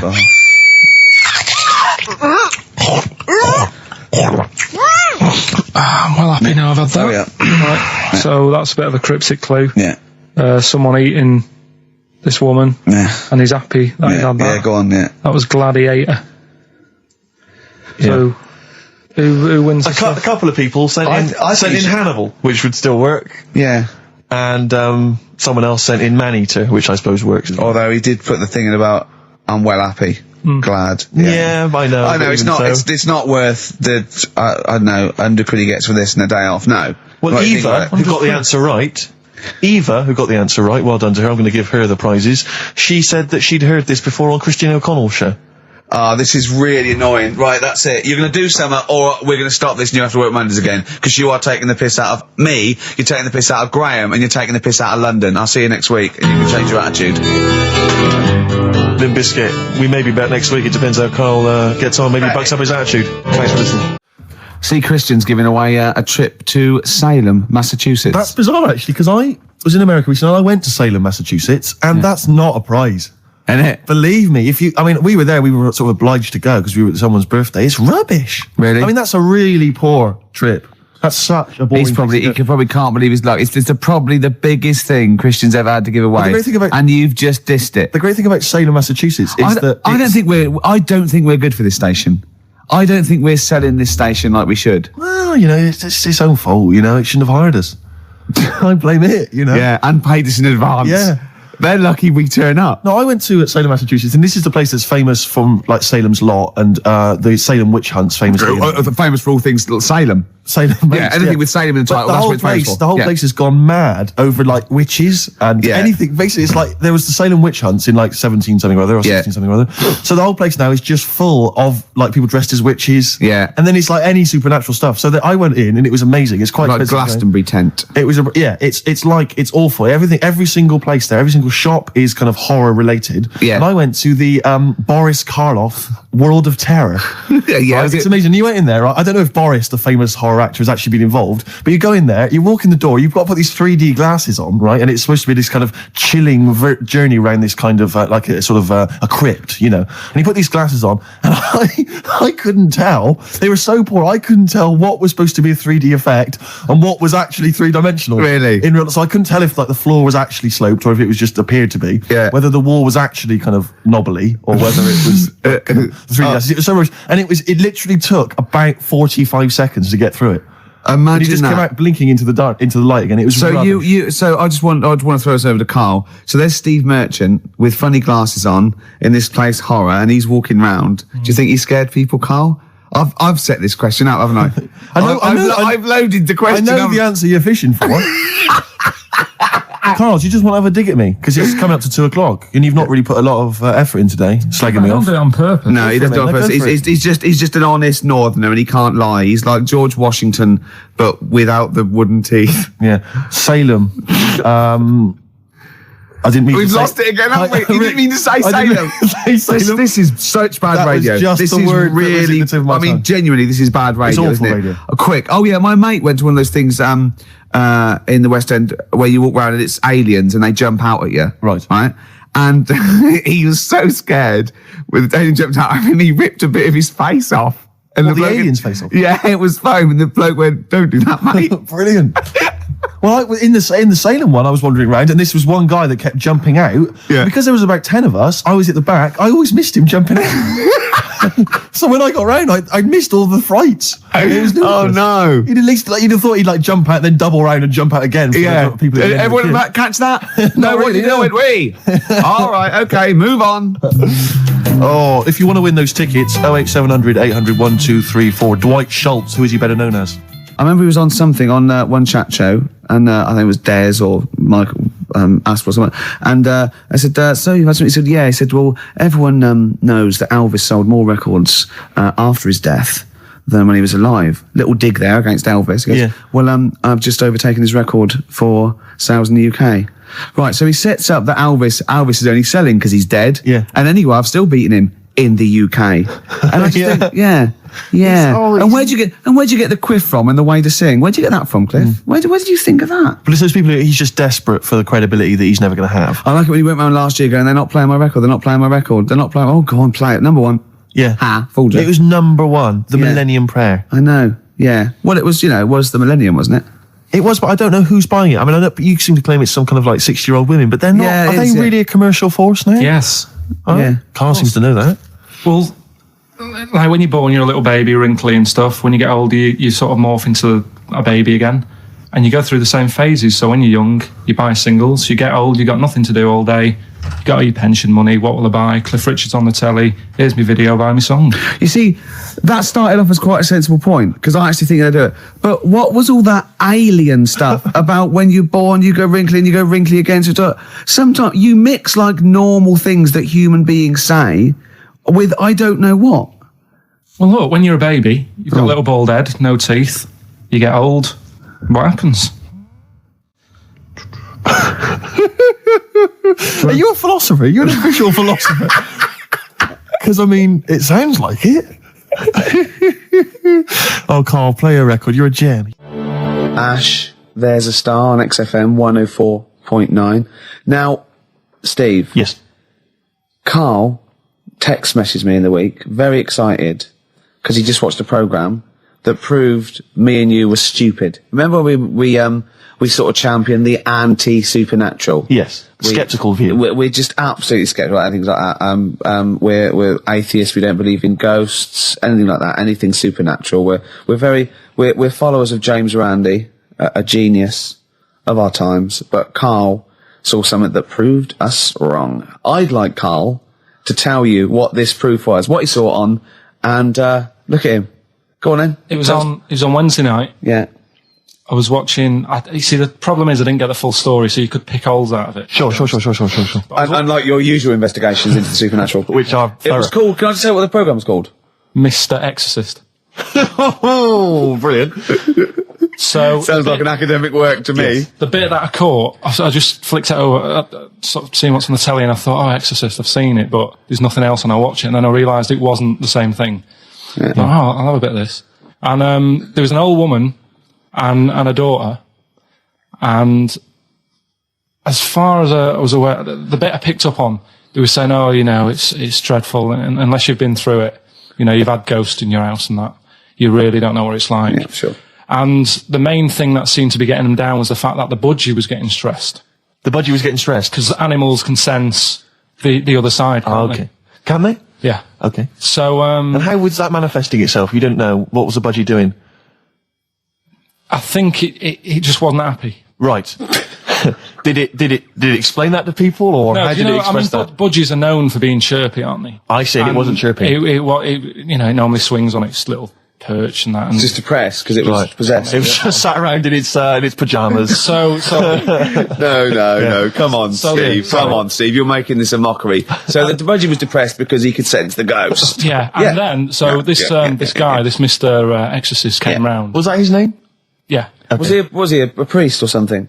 Yeah, he might have been. Yeah. Like did he have a black coat with a little white collar? That's usually the. He had his coat on, so you couldn't tell. No, sure. Okay. But so he came round and he sort of did his thing, and then was he trying to exorcise the budgie? No, the ghost. House. Right. So it wasn't that the budgie had a demon on it. No. Okay. No, this wasn't a possession, was it? This was a straightforward. It wasn't a poltergeist or anything. It was just a. Well, a haunted house. Yeah, but that's the thing he was saying. He was saying you can have your ghouls and that aren't that bad, that aren't going to cause you any problems. Yeah. But obviously the budgie, they've got weak hearts and that, haven't they? Sure. So he, go on, so anyway, basically, he sorted it out, did whatever he did. And the next shot you see is like the budgie making a noise and swinging his eyes over the moon again. And the old woman was like happy because she couldn't believe it. Yeah. And the priest didn't come in and go, well, you should feed that bird. Give it a bit of millet. It was happy. He goes, right. No, see you later. No, it was a. So budgies are. My mum's got a budgie, and they're fairly happy all the time, aren't they? So it's got to be something fairly odd. You never see a budgie sitting down going, I feel like topping myself, to be honest. Yeah. Do you know what I mean, then? No. Do you know you can have, like, a moody dog? You can see a dog when it's unhappy if it's walking down the street. You can have a moody canary, can't you? And what they do is they often tell the police what you've been doing. They're known for that. Mm. Yeah. So basically... So that, for you, is proof that the supernatural exists. A bird in a cage got a little bit annoyed, wasn't chirping as much as it normally did. Who knows why? There could have been a little draft up its... and... cloaca. Exactly. That's a medical term. Anyway, a man came in and did whatever he did. Yeah. Mr. Exorcist, though, Steve. Yeah. This wasn't any bloke off the street, this was Mr. Exorcist. Yeah. Yeah, so... And for you, that's the proof that there's... Just because, like, if it was a person, you go, they're playing up for the camera. Yeah, a budgie could possibly act like that, Steve. Yeah, I see what you mean. You're saying a budgie would not be it wouldn't be trying to become famous. No, or not like telly. Not like Lassie. No, sure. It was basically a show-off. Yeah, or Champion the Wonder Horse. Yeah. What do you think? I think... I've changed my tune, Rick. I don't know about you. I have, and I think we should play a record. I'd love to get Mr. Exorcist in. Wouldn't that be amazing? Never dabble with things you don't understand. Sorry. Like women. See what I did there? Oh, he's turned that back on me. Blur. Boys and girls. Girls and boys. Embarrassed to say. Blur. Girls and boys there, Steve, on XFM 104.9. So, it's not so bad, really, because we didn't plan anything, No. We've proved the supernatural. We were wrong about that. Well, just one other question. Was there anything else in this woman's house that led her to believe that there were ghosts, or was it just the fact that, Tweety or whatever his name wasn't chirping? You see, this is the problem. I was watching, UK Style. I was watching something on that. What were you watching on that? It was, it's not changing rooms, it's like that, but cheaper. Quite seriously, right? You might be the most interesting man in the world. I'm fascinated by it. I'd like to follow you. I'd like to have a hidden camera on you. I can ask you any question. I'd like to have you in a cupboard in my flat. So I just think about it. I wonder what Karl thinks of that. And I'd just throw something at you, and you'd, you know what I mean? Yeah, because that's what my dad did. Just kept me in the cupboard. Do you know what I mean, though? Yeah. I wonder what Karl would You think never about start this. for a conversation point if Karl's around. That's what's genius about it. He's always got an opinion. He's got an opinion about everything. Yeah. It's I love the fact he was watching UK Style without a shadow of irony. Yeah. No, that's what I like about him. Exactly, that's what's I wouldn't brilliant. like it if he was trying to be No, he's not. kitsch Yeah. and stuff like that. I like it because he's down the line, straightforward, no nonsense. Yeah. This is what I like. You know what I mean? He's gonna be sort of like Jeffrey Boycott, Dickie Bird when he's about like 60 or 70. He's gonna get on a bus and go to the driver somewhere, you need an haircut, you look like a scruffy get. You know what I mean? He's gonna be a great old bloke that he doesn't get chinned in the pub. Yeah. Right? People protect him, because he's like 70 or something. But it's great. You're looking forward. You're actually in that nod. That nod went. I can't wait to be 70. Yeah. Wasn't it? Mm.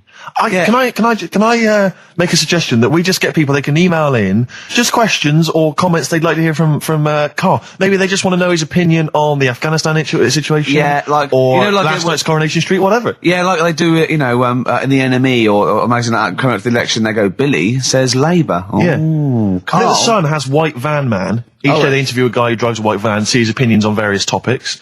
Karl is very much our white man van. Man van. Yeah. So any query you have. I think most of our listeners are, any to be honest. opinion that you would like to hear voiced from the K-Man, ricky.gervais@xfm.co.uk, or you can phone in. I forget what the number is. 700 800 1234. Sweet. Now you during that record, you said, we knock everything. Mm. You saw something about the Bermuda Triangle, didn't you? Yeah, when I talked about ghosts, you sort of just, because you don't believe in it. I think it's because you're scared of it, to be honest, and you can't admit to understanding it and actually believing in it. Sure. Thing on last night, Steve. Yes. Bermuda Triangle. Oh, yeah. Do you know much about that? Mainly the song by, what was his name? What's his name? Bermuda Triangle, where people disappear. No, Bermuda Triangle. What's his name? No, Barry Manilow. Yeah. Are you familiar with the lyrics? Bermuda Triangle, where people disappear. Bermuda Triangle, don't go near. Yeah. Shouldn't really make a joke out of it. No, you're right. Go on. But what it is, right? There's a program saying what it's about. What do you know about it? As I say, mainly from what Barry's told me, but certainly planes and various boats have gone missing within the Bermuda Triangle. Planes. Yeah. Yeah, but obviously that documentary didn't explore it. He learned a lot about that. I learned a lot about American history through "We Didn't Start the Fire" by Billy Joel. Again, most of my knowledge of the sort of Tsarist Russia comes from Rasputin by Boney M. Well, listen. Yeah, he was the lover of the Russian queen. They put some poison into his wine. Yeah, yeah. They shot him till he was dead. Yeah, which is, go on. Right, well, those Russians. Sort of bit of an earthquake in the sea.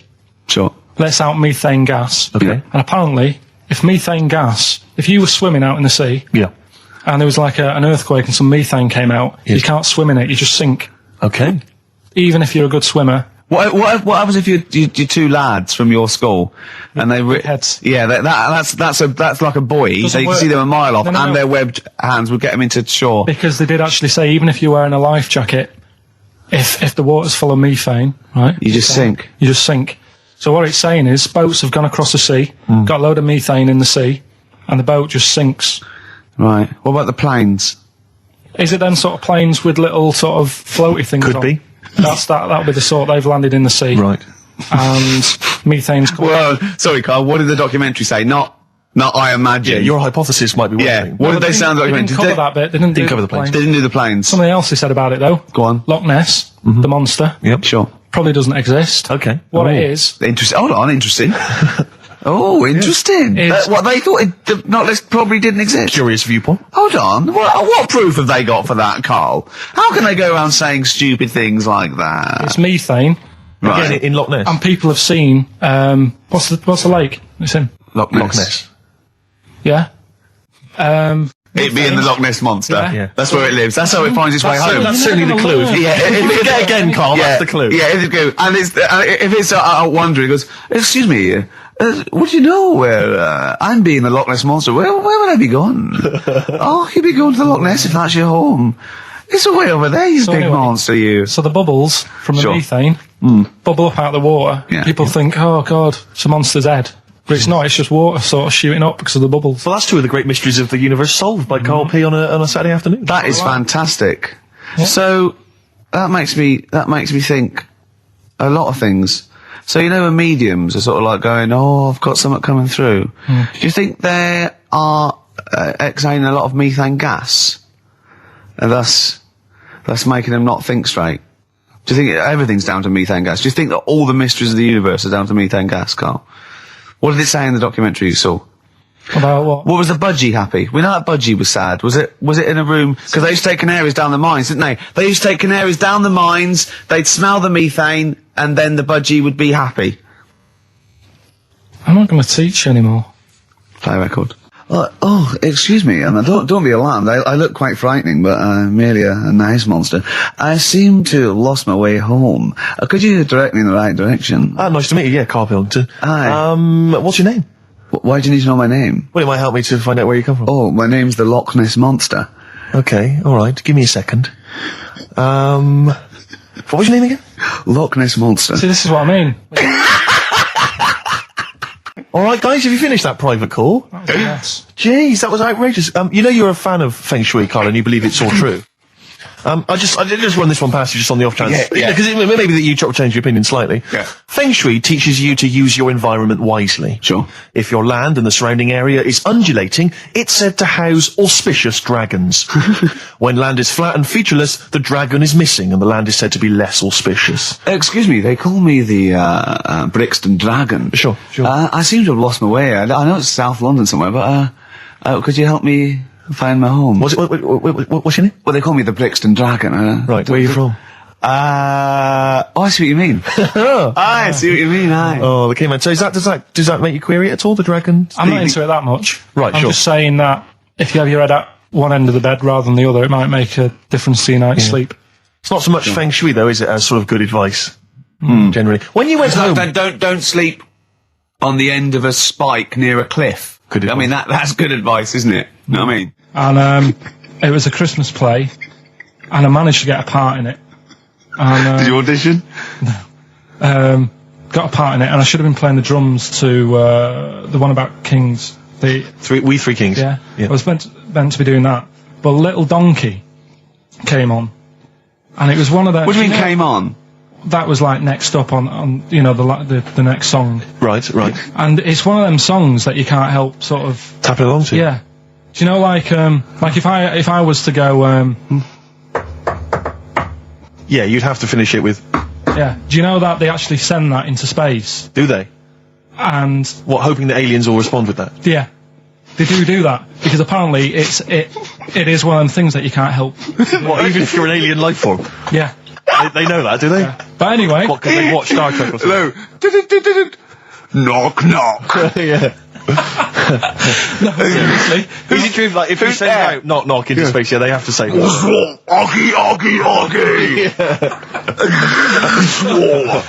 Oh, that is great. Seriously. Hold on, what's something out there? What's a little green fellow? That is great. Yeah, so anyway, that is Little Donkey. I mean, we're not a close family, do you know what I mean? We're not a sort of family who keeps in touch with everyone. And I think my mum called her up one Christmas and sort of said, you know, how's the Diddy men? Yeah, how's Nutty Ash? And she said, oh, no, I don't do that anymore. I'm knocking about with Sandra or whatever. Right. And it was like, oh, right. Not big butch Sandra with the big earrings and the skinhead. He used to live down the road from you. I don't know. He used to get Doc Martens wholesale. That's Sandra. but she had a haunted house. Go on. Who, Sandra? No, Hazel. Right. Is this before she was a lesbian or not? Before. Okay. And there was a bike in the hall and the pedals used to go backwards. There was a what in the hall? A bike. That's handy, isn't it? Oh, that's great. Don't worry, we won't do anything. So, I want to know about the haunted house. There was a bike in the hall. And what happened? There was a bike in the hall and the pedals used to go backwards on their own. And also, shoes used to stick to the wall or something. Did they? Yeah. Shoes used to stick to the wall? Yeah. Okay. That sounds like that's all we got. A hell of a household. Yeah. Oh, dear. Brilliant. Maybe she should clean the walls. XFM 104.9. Lovely, that one. Brilliant, isn't it? The acoustic version of Just Like Heaven from The Cure's double CD I'm loving it. Collection. Now, again, I broke the rules in the week. I met up with Karl. I had lunch with him. And we were chatting and having a cup of tea. And it got onto one of Karl's favourite programmes was the Tales of the Unexpected. Ah, of course. And all I can think is that he's probably the only person in Britain where they were unexpected. I mean, to him, when that twist came in, he'd go, gee, I can't... Yeah. Oh, God. Can't believe so it was the tree that did it. I mean, he was probably the only... And we were telling all these stories of horror, and he liked horror stories. And I told him this story. And I don't know if this had come across the radio, but I told him this story. It was a short. It was a horror short. This was a film you saw, was it? Yeah. And what it was, it started off just had been a car crash. You see, it's a horrendous wreck, and you saw it from the point of view of the person in the car, and he was calling for his mate, and he was going, Dave. And he sort of looked over and saw a body without a head that had been thrown at. He goes, oh no, Dave. And then into the field of view came Dave, his mate, and looked at him with a look of horror. And then it sort of went black, and you realised that he was just a head, and it had been his body. Oh, wow. Right? Yeah. And I said, then it came up at the end, at the executions and the French Revolution, people experience consciousness for, and he went, oh, no, he said, it wouldn't be for that long. And then he went, if it was a chicken, it would work. Imagine remaking that film, but it's two chickens in horrendous car crash. Their own fault for driving. It would work. No, he wasn't having that. Yeah. No, it was too long. I think he said, how long was this film? I went, 5 minutes. He went, no. It would work if it was a chicken. I like the way that Karl in something like when you relate an incident like that, he's appalled and offended and annoyed by the people that made it, even though he's never seen it. Oh, he's annoyed. Yeah, I want to see it. I think it's a good idea. Yeah, but they should have thought it through a bit more. Yeah. Do you have a favourite Tales of the Unexpected, one that you remember particularly that shook you up? Yeah, we were talking about the one on where there's some woman in prison. Have you seen that one? No, I can't remember them all. Right, this woman's in prison. Yeah. And she gets a bit friendly with the guy who takes the dead bodies out. Right. And he says, I can get you out of here. He said, what you've got to do, right? You've got to, I don't know, at midnight. When you hear the bell toll, that means there's been a dead body. Yeah, there's been a dead body. So what you got to do is go into like the place where all the dead bodies are. Get in the first coffin on the right, and then I'll come along and carry you out, and you can run away and escape. Yeah. Right. So she goes, yeah, all right then. So she hears the bell go. I'll bury you, right, and then I'll come back later and dig you up. Right. Yeah, but that's the point. It doesn't matter. It does matter. Trust me, Karl. It really matters. Okay. Listen, I don't know if I'm going to ruin this for people at home. Yeah. Can I just skip to the end? I would imagine that she gets buried and he doesn't come back, and she has to get buried alive. Better than that. Okay. Yeah, she does it. She gets into the coffin. Yeah, shh. Go on. Right. So she gets in the coffin, and she's lying there for ages. She's buried. She can feel a bit of movement going on, so she's obviously, being carried somewhere. So she's thinking, this is it, I'm getting out. And she's lying there for ages and thinking, why isn't someone coming and lifting the lid off this? Do you know what I mean? Letting me get out. So she's really bored. She gets a lighter out, right? Lights it to have a look at who she's lying on. It's only the fella who said he'd help escape. Oh. How bad is that? That is... How bad is that? So it is quite important that she's buried alive then, isn't it? In retrospect, you realise that the jeopardy is that she's buried alive and can't get out. Yeah. It makes it so much worse, doesn't it, than just like lying in the morgue and going, actually, I'm getting out of here. Yeah. This isn't going to work. Look at Karl's face. Having told that, he's so pleased. His face is lit up. He's beaming like a child. Have you seen any? Is that your favourite horror thing ever? That's a good one. And let's see if anyone knows what the finger is. When that bloke was under the ground, wiggling his finger. We're talking about one with some fella who's stuck in the ground or something. This is a motif I noticed in your particular favourite ones. Yeah, right. People stuck in the ground. Go on. Right. So it's a fella, is it? Yeah, a fella stuck. Now, I seem to remember it just being his foot, to be honest, being stuck in a hole. No, he was under the ground and he got a little thing out of the pavement and he put his finger up and wiggled it to try and attract attention. Then you see a woman come along and her stiletto heel just knocks his finger off. You see, I'm wondering whether it's the same one as I saw. Yeah, it could be two like that, couldn't there? They were running out of ideas by the last series. It's a big theme in Hollywood. Or what was that one you told me about with the porn? That was a good one. Oh, this was fantastic, right? Right. There was this. Sorry, can I just check now? We're just remembering classic episodes of the Tales. No, this is important. Well, I saw one, right? I saw one on Tales Unexpected, right? And it was these two gents. What they used to do, they look down the obituaries and they'd blackmail the wife or the son of a dead eminent person, like might be a priest or a doctor, or something, and they'd go and they'd say, he bought some erotic stuff from us before he died, and he owes 100 guineas and all this sort of stuff, and they'd pay up because it'd be so embarrassing. They just didn't want them, so they'd just pay him, right? And this one bloke said, who are these people? I'll meet with them. And he goes round there, and he goes round, and they go, your father. He goes, my father could not have bought any erotic material from you. They did it. He goes, he couldn't have. He's blind. Right? And that was the twist. And Karl went, so it was magazines, not videos then. Yeah. Now think about it, Steve. Is that so stupid? Well, presumably it was set in olden times because people... professional pornographers don't tend to call it, erotic material. Yeah. They tend to call it, juicy jugs or whatever. But more than that, I don't understand how a video is going to be any use to a blind person either. I know that you can hear the sound, Karl. Look at him nodding like he's caught me out. Yeah, what sound will you hear? Do, do, do, do, do, do, do, do. Your meter needs looking at? Yes. Cut. What's then? What's that? Then it's just noises, isn't it? Occasional groans. Yeah. Right. You could listen through the wall at your neighbours. He does. I mean, that's why I save a lot of money. But I thought you were going to point out, Karl, that they could have had a Braille porno. Now, have you thought of that? Look, feel the lumps on that. Exactly. Think about it, Karl. Think about it. You're excited now. Yeah. Your girlfriend's away, Karl. Yeah, the cheese grate is only under the cupboard. No, she's a good-looking lady. Next, we've got White Van Karl. Oh, excellent.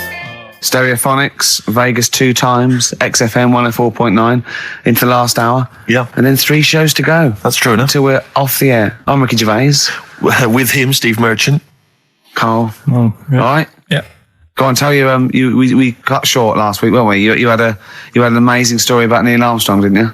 Well, we've been doing quotes, haven't we? Like famous quotes. Sure. Yes. I've gone down in history. Yeah. And I was saying, quotes don't really matter.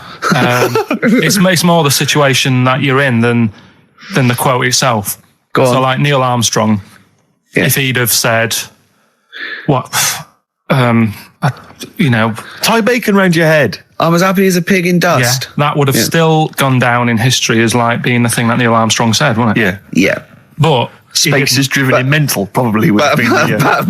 But he chose to say something profound and meaningful to befit the situation. He got it wrong. Actually, it's a small step for man, one giant leap for mankind. But he was meant to say. We discussed this last week. Stop showing off. Well. No, but people might have listened last week. Yeah, it doesn't matter. I can't imagine. Well, we better tell him every week then. Yeah, but he said he should have said this is one small step for a man. Yeah. But anyway, he had a good effort, and that's quite. And that's an example of what I'm saying. The fact that he got it wrong, but it still went down in history. Right. But anyway, the bit that and it didn't happen anyway, did it? What do you mean it didn't happen anyway? That's what a lot of people say. That no one's actually been on the moon. Ah, yes, of course. They filmed it in Teddington Studios. Well, they were saying something about there was shadow on the film, and you wouldn't get shadow on the film, and there's all sorts of things. These people that you always quote as they. Who are they? Are they living in jars? Are they little fellas in jars? Look, go on. Do they appear to you in dreams? I've spoke to different people about it, and there's loads of little things that if you watch that program, of them being on the moon, there is no way they could have done it. Right. Done. Fine. Yeah. Done. Anyway. That's put to bed. Yeah. But anyway, as he was getting back in the spaceship on the moon, or whether it be a TV studio, he said, "Good luck, Mr. Croucher." Right. Have you heard this? No. And the reason he said that was because when he was a young kid, and he was, I think it was Croucher, but when he was playing as a young kid in his garden, he was playing baseball with his mate, and he chucked the ball to his mate, and his mate hit the ball, and the ball went over the fence to the next door neighbour. Right, so he goes, right, I'll just nip over and get the ball. And as he was getting the ball, the window was open to his neighbour's house, and he heard like the woman shouting at her husband saying, "I'm not going to be giving you a bit rude, so if you've got a kid in the car or whatever, turn it down." What? Yeah, that's covered that. Yeah, right. Genius. I'm not. No matter how many times you ask me, I'm not going to be giving you oral sex. The day I do that, man would have walked on the moon. Right? Yeah. He grows up, he gets on the moon, and he remembers all that story. And as he gets back in the spaceship, he says, "Good luck, Mr. Croucher." Now, do you know, I have to say, I've heard that story before, but when I heard it, the woman said, the day I give you a blowjob is the day the boy next door walks on the moon, which makes it all the more profane impossible and enjoyable. Yeah, and unlikely. Yeah. But yeah, no, I've heard the same story, Carl. Yeah. Look how pleased he is. I love that. Right, so not only have you remembered that anecdote, which may or may not be true, but of course you've also proven the that... day I give you a blowjob, that kid in the garden's probably going to walk on the moon and say something about giant leaps. Exactly. But, you must have heard the thing that it never actually happened. Yes, we've all heard it. We've all dismissed it as nonsense. And moved on. Yeah. And got on with our life. Right, Carl. What? Should we do White Van Man? He didn't prepare me for that. We better play a track and then I'll fish out the newspaper and stuff.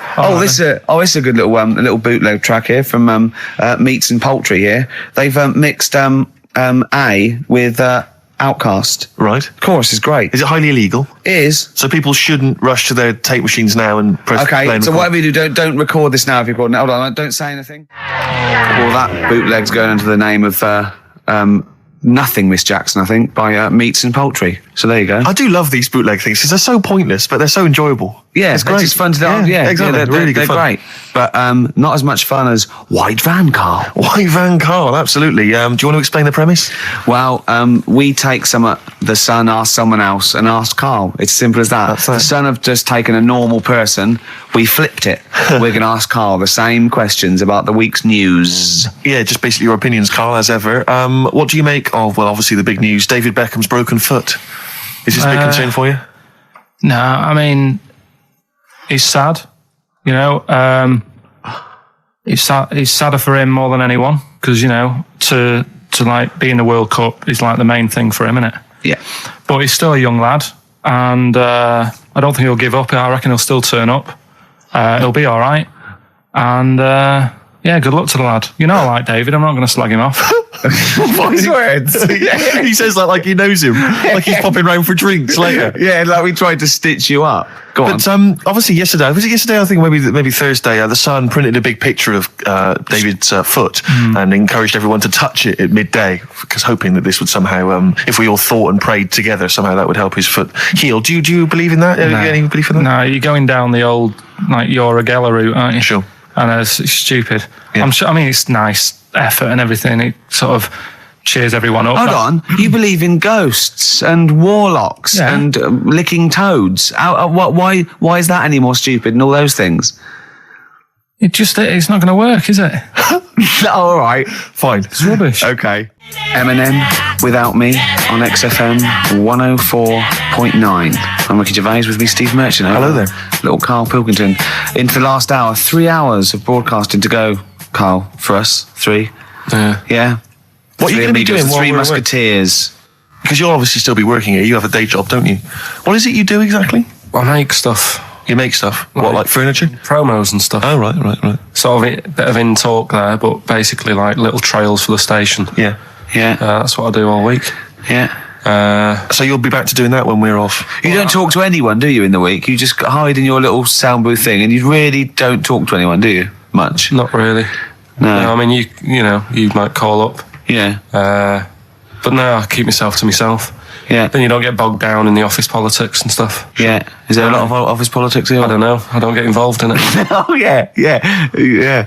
Proved your point. So when we're away and we're like out of action, who, other tan Suzanne, who will you talk to of the day? How will you get a sort of feedback from the world? How will you get sort of like input? And I always, if ever I've got like a question on anything, the internet's sat there and I can just go online and find out. The internet is good. It's brilliant. But it's not all verified. What do you mean? It's not all verified. It's not all necessarily factually accurate. Anyone can put things onto the internet. It's it's freaks and things that put on things one, right? like... Here's one that I read in the week, right? Go on. About this woman. Yeah. She was a bit of a punk. And to get her hair done like she wanted it. Super glue? Right, no. She got lard. Apparently it's a popular thing, you might know. Put lard on your head. Yeah. And you put it in the oven. Oh. Now, apparently the heat that you get from the oven is different from the sort of heat you get from an hairdryer, right? And she had to do that to get the style that she wanted. But anyway, she comes into money or whatever, treats herself to a microwave, right? It's not true. Opens the door, jams the things, like the little catch, so the microwave works. She jams it with a screwdriver or a knife or something. Yeah. Puts the microwave on, sticks her head in, boils her brain. Don't be ridiculous. Right? Well, why is that ridiculous? Boils her brain. She boiled her brain. She boiled her brain. And this is what's good about the internet. I went straight from that, and there was a subject about brains. And do you know that Russell Crowe, when he dies, is giving his brain to charity or something? Some sort of... some people who can do stuff with it. She gave hers to Pot Noodle. Vesta. Yeah. Oh, That's boiling the a sort of skull. Yeah. It's not true. It's not true, Karl. It's the same as the woman who put her poodle in the microwave, isn't it? And all Just urban myths. They're urban myths. But again, where does it start? Someone made it up. Yeah. For a laugh. They're just too convenient urban myths. Everyone said you can tell an urban myth's not true because it's always this happened to a mate of mine, and when you say what happened then, they go, don't know, that was it. Was it? Was that it? Was it? Someone boiled a brain and that was it. There was no more story. Well, were there any dates, locations, times? I think it was in Belgium. There's that one that a bloke, right, was going to get a phone call at 4:00 to find out if his business was, okay, right? And if he didn't get the phone call, he knew he was broke, destitute. So dead on 4:00, the phone didn't ring. So he went up to the roof, his office, and he jumped off to commit suicide. And as he was passing his window, the phone was ringing. Oh no. Carl, it didn't happen. Didn't happen. Think it through. Think it through. Who told that story? Who told that story? As he hit the pavement at 120 miles an hour. He's the only person who could have known that series of incidents. Also, why didn't he wait? As his life's at stake, why didn't he wait till 5 past? I'm going to give it 5 minutes just in case. Just in case the lines are busy. Yeah. And what sort of bloke goes out? I'll call you at 4. Okay, if you're busy. Well, call me anyway. No. If I don't call exactly 4, then no, you commit suicide. Commit suicide. I would, because if I don't call at 4, that's the end of it. Well, call me anyway. No, that's not the way I work. Why can't you just call me and tell me the other way? Well, I'm telling you how I do it. If you're bust, I don't call. Can't you just call to verify in case something goes wrong? What if it's engaged? If you want to be engaged, just commit suicide at 4, please. It didn't happen, Carl. The other one, right? A bloke, right? He's on a train station, and I'll tell you how I heard it. He's waiting for a cruise station, whatever, and he shits himself. As you do. And so he goes, my train's in 5 minutes, so he runs across to Millets and goes, quick, Levi's 36. The bloke just puts it in a bag, he runs onto the train, he goes into the toilet, takes his trousers and pants off. His soiled trousers yes, and pants. Throws them out of the window. I won't be needing those again. Cleans himself off, open the bags, it's a jacket. Oh. No, it didn't happen, Carl. At what point did he go into it and go, quick, Levi's 36? And the bloke went, sorry, Levi's 36, what, a pair? No. Shall I wrap them? Them? It? Shall I wrap? Just wrap whatever it is. Do you want to look? No. I'm not looking when you're putting it in the bag, please. Right? 36 wives stories. Don't say anything. I've told you 36 Levi's. And put it in a bag and charge me for it. Yeah. I don't want to discuss it further. Yeah. There was one. Here we go. There was one about a woman whose husband died, and she had him cremated. Yeah. And made like a little egg timer out of him. Right. And she said, I did that so it can still help around the kitchen. Well, that might be true. That might be a joke. That's quite sweet. That might be true. It's a true story, again. It was all... No, not again, because the ones I just told weren't. Nor is the boiling the brains in a bag curry microwave. Head story true. Yeah. They're too convenient. Will you be buried or cremated? What? Will you be buried or cremated? I don't know. Cremated. Like you see. I don't know. It's out of my hands. Yeah, I haven't thought about it. I've not thought it through, and I don't care either way. Have you heard the one about... Sorry. I'm just worried that we're getting into a macabre world now of ashes, boiled heads. I think we should play some music, let people just calm down. Levi's. Just think about some of the urban myths they've maybe heard, assess them. Maybe they are absolute bollocks. Yeah. And they can move on from it. Well, it's just that the death thing, right? Yeah. There was an argument on there about, do you know that Twilight Zone or whatever it was, Tales of the Unexpected? Oh, yeah. Where the woman got buried alive. Yeah. They were saying how, like, years ago, they'd bury people thinking they're dead. Yeah.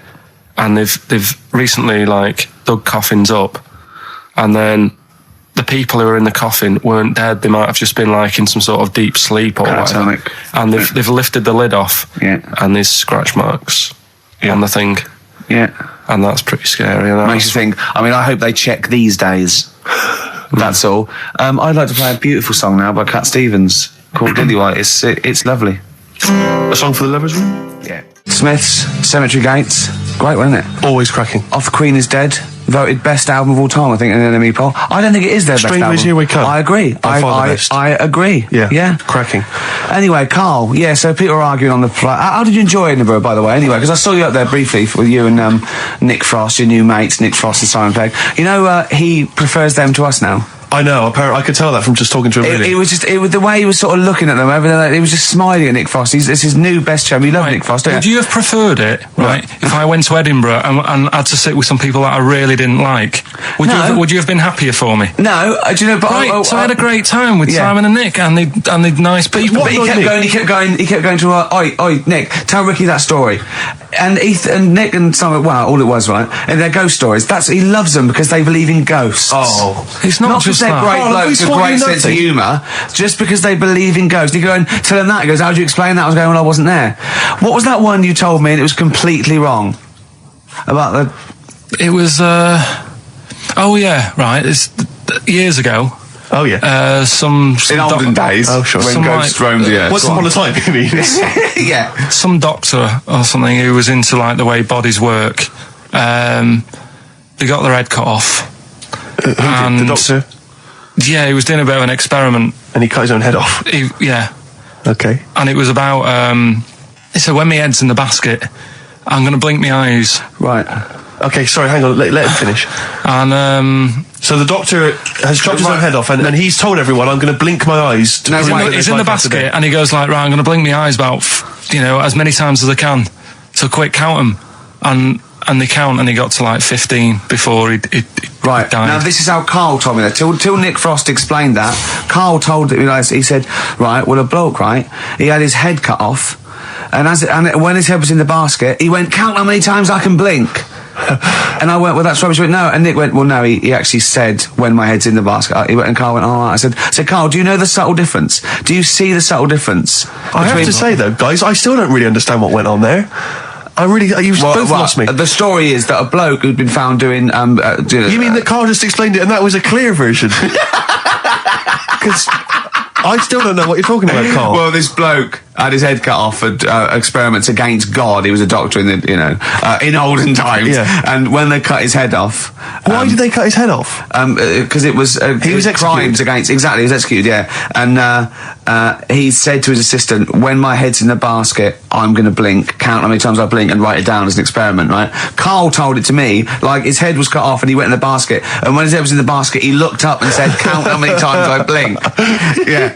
I love that. I love the difference in that story. Yeah. Both rubbish, but, one's possible and one isn't. You believe anything that you're told except when we tell you the truth. Right, here's one. Christ. Ghosts and that we got talking about. Sure. And Nick said, right, he said, you'll like this one.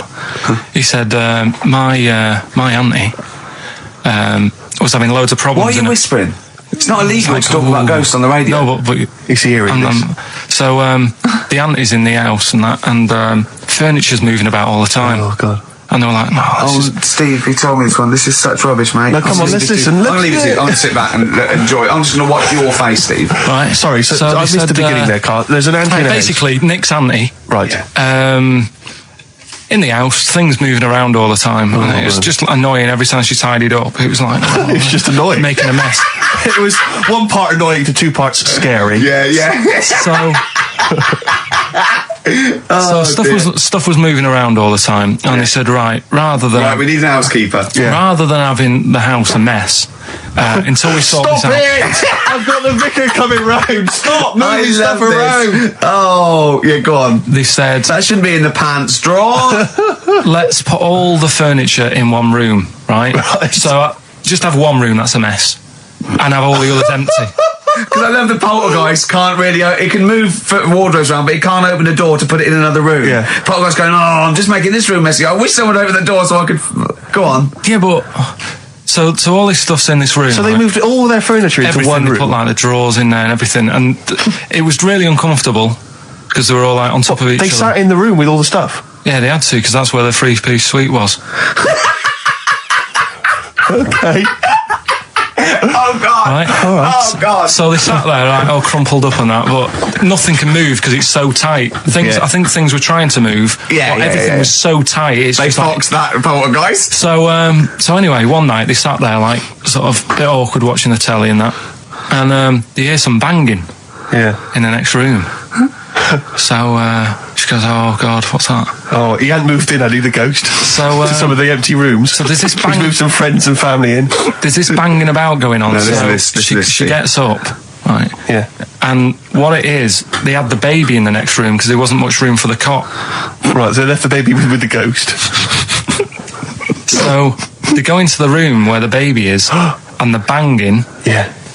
Is like, do you know those plastic balls you get that you can chuck around the room and like they go mental? Right. The ones that you chuck once and they keep bouncing for ages. Yeah. That was bouncing around the room. Wow, the baby had thrown it? Hitting all the walls, and the baby was there, stood in the cot, sort of laughing. Right. And looking at the ball, and wherever it looked, the ball went. Yeah. And then she said, stop doing that. Yeah. And the ball just stopped. Did it? And it rolled a bit and stopped. Right. So the baby had thrown the ball and it was watching it as it bounced around the room. It wasn't throwing it, it was in control of it. No, the point is, Steve, the baby had been doing it. It would have been the baby all along. The baby had been messing with the furniture. It was So a baby it's a that had the super power. baby. Yeah, it's a baby that had the power. Special baby. It's a baby that had the power. It's What a baby that had the power. What- the power what's the power? of telekinesis. Right. They were then trying to convince me that telekinesis was not like all the other stuff that I didn't believe in, but that was a science. Right. Telekinesis was possible. Yes. Yeah, it's not like ghosts and demons and all that stuff. Telekinesis is different. Yeah, That's yeah. science. But Nick's auntie saw it, and I love the fact that you're telling me that someone else's auntie saw it. So I should be satisfied with that. Yeah. I should be satisfied with that. I mean, no, So does she still live in one room with all her possessions? I think the baby grew out of it, apparently. It grew The up. baby grew out of it. So it doesn't use its telekinesis powers anymore? Well, no, it's like in Carrie, innit? She was upset for a bit, and then she got over it. Okay, I'm just going to say one thing, Carl. That was a film. Do you want to play a record or? Get free. All right, on XFM 104.9. Can I just tell you a story that Carl told me a couple of weeks ago? Is this another ghost story? Another Yeah, spooky it is, story? yeah. I called him out. I was, what are you doing? He said, I've just been reading ghost stories again. He said, you don't believe in them, but how do you explain this? Right, I went, go on. He said, I'll tell you as he told me it. He went, bloke, right, just sitting at home, doing, watching telly with his cat. And, the phone rings, and it's a bloke going, is that fire, in your oven okay now? 'Cause your wife called. And Carl went, well, 1, there was no fire in the oven. 2, he wasn't married. I went, right. Go on. He went, well, then right, there was a knock at the door and there was 2 sort of people in sort of white coats and they came and said, we've come about that fire. Your wife called us.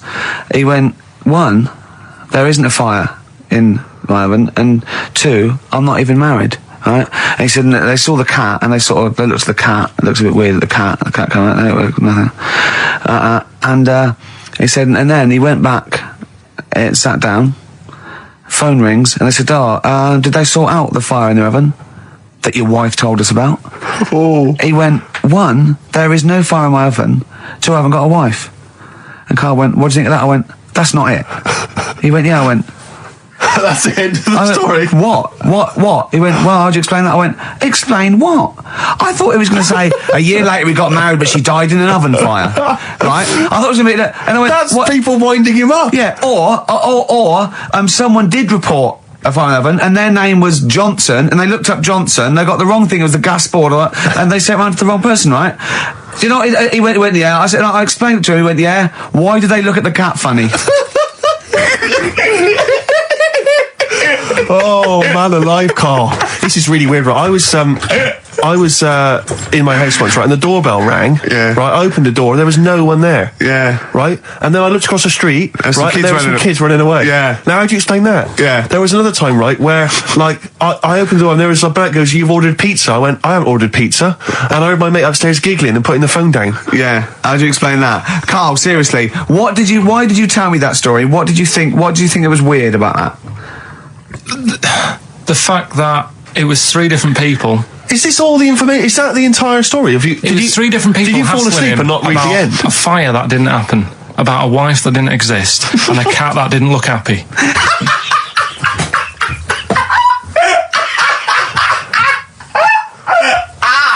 Oh, I'm gonna have a heart attack, Carl. What? I mean, why did they look at the cat funny? Because cats don't like spirits, do they? What? The other blokes were ghosts?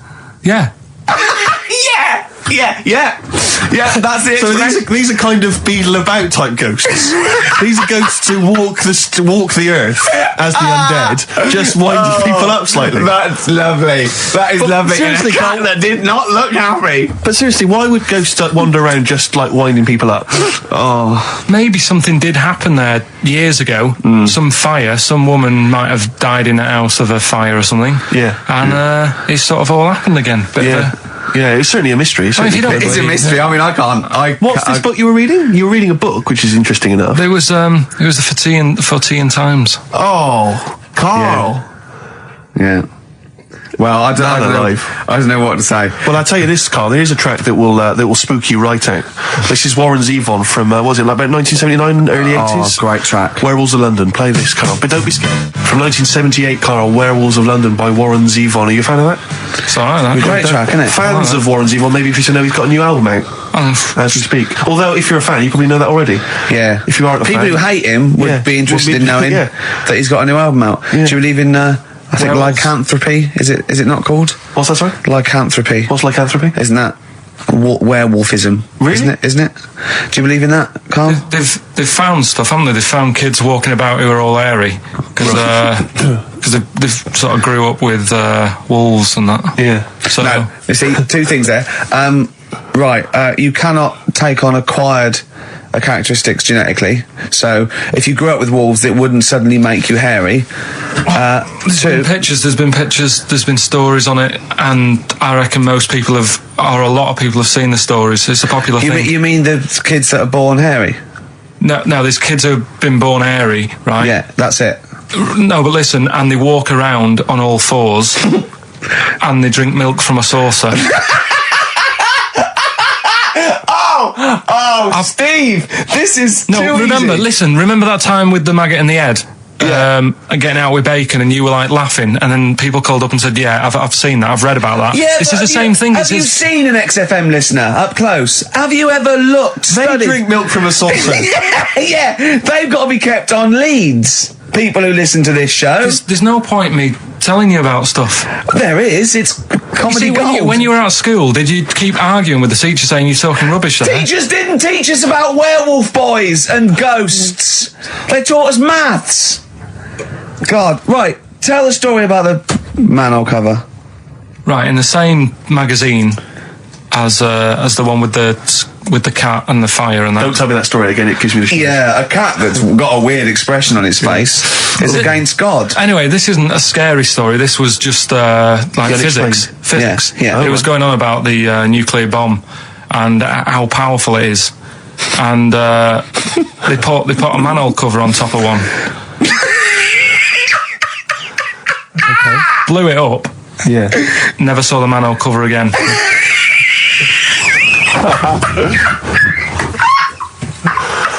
Man alive, Carl.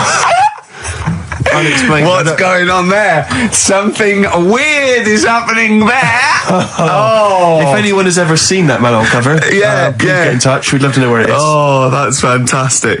What sort of experiment is that? I imagine all these scientists on multi-billion-pound research budgets, they're going, we test everything.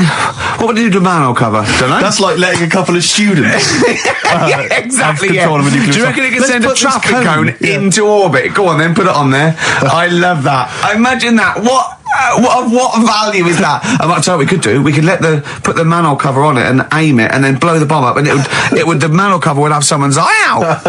Fire it. See if you can fire manhole covers off the nuclear bomb. Try bangers to a bomb. See if it's louder. Oh, God. Okay, listen, Carl, play another track, and then afterwards, can we probe your views on the week's news? If you want. We'll do a bit of a white van Carl session. Smashing Pumpkins. Today is the greatest, because we're back. That's true enough. All right. I hope people, Rick, were listening to that loud in this lovely summer's day. No, not too loud. Well, don't annoy people. Now, this will scare you. Now, Carl, you will be a little bit unnerved about this. Have you seen the film Jurassic Park? Yeah. You know what happened there? Well, according to the sign here, it says scientists are planning to clone mammoths for a theme park. Look at his face. Look at that. He looks like a dog caught in the headlights of a car. He's terrified. I love Carl. He's sprung to attention there. Is that the best news you could have? Man-moths.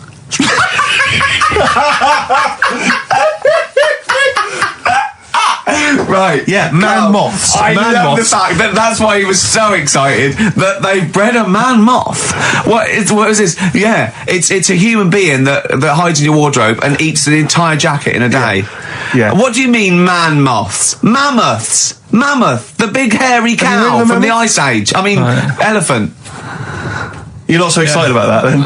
You can take or leave bringing back mammoths to life, but a man-moth... A man-moth is a different matter. Oh. If we'd have never brought that up, he'd have gone and told someone now, I've bred an half man, half moth. This is how things start. This is what we mean when you hear these ghost stories. Are you slightly deaf? Is that it? When you hear these stories, you're slightly deaf. And his head was in the basket, and he went, count how many times I blink. Is it... Carl, is English your first language? Are you actually foreign? Is that yeah? Should we speak when we say foreign, we mean not of this planet. Yeah. Should we speak slower? Would that be a help to you? No.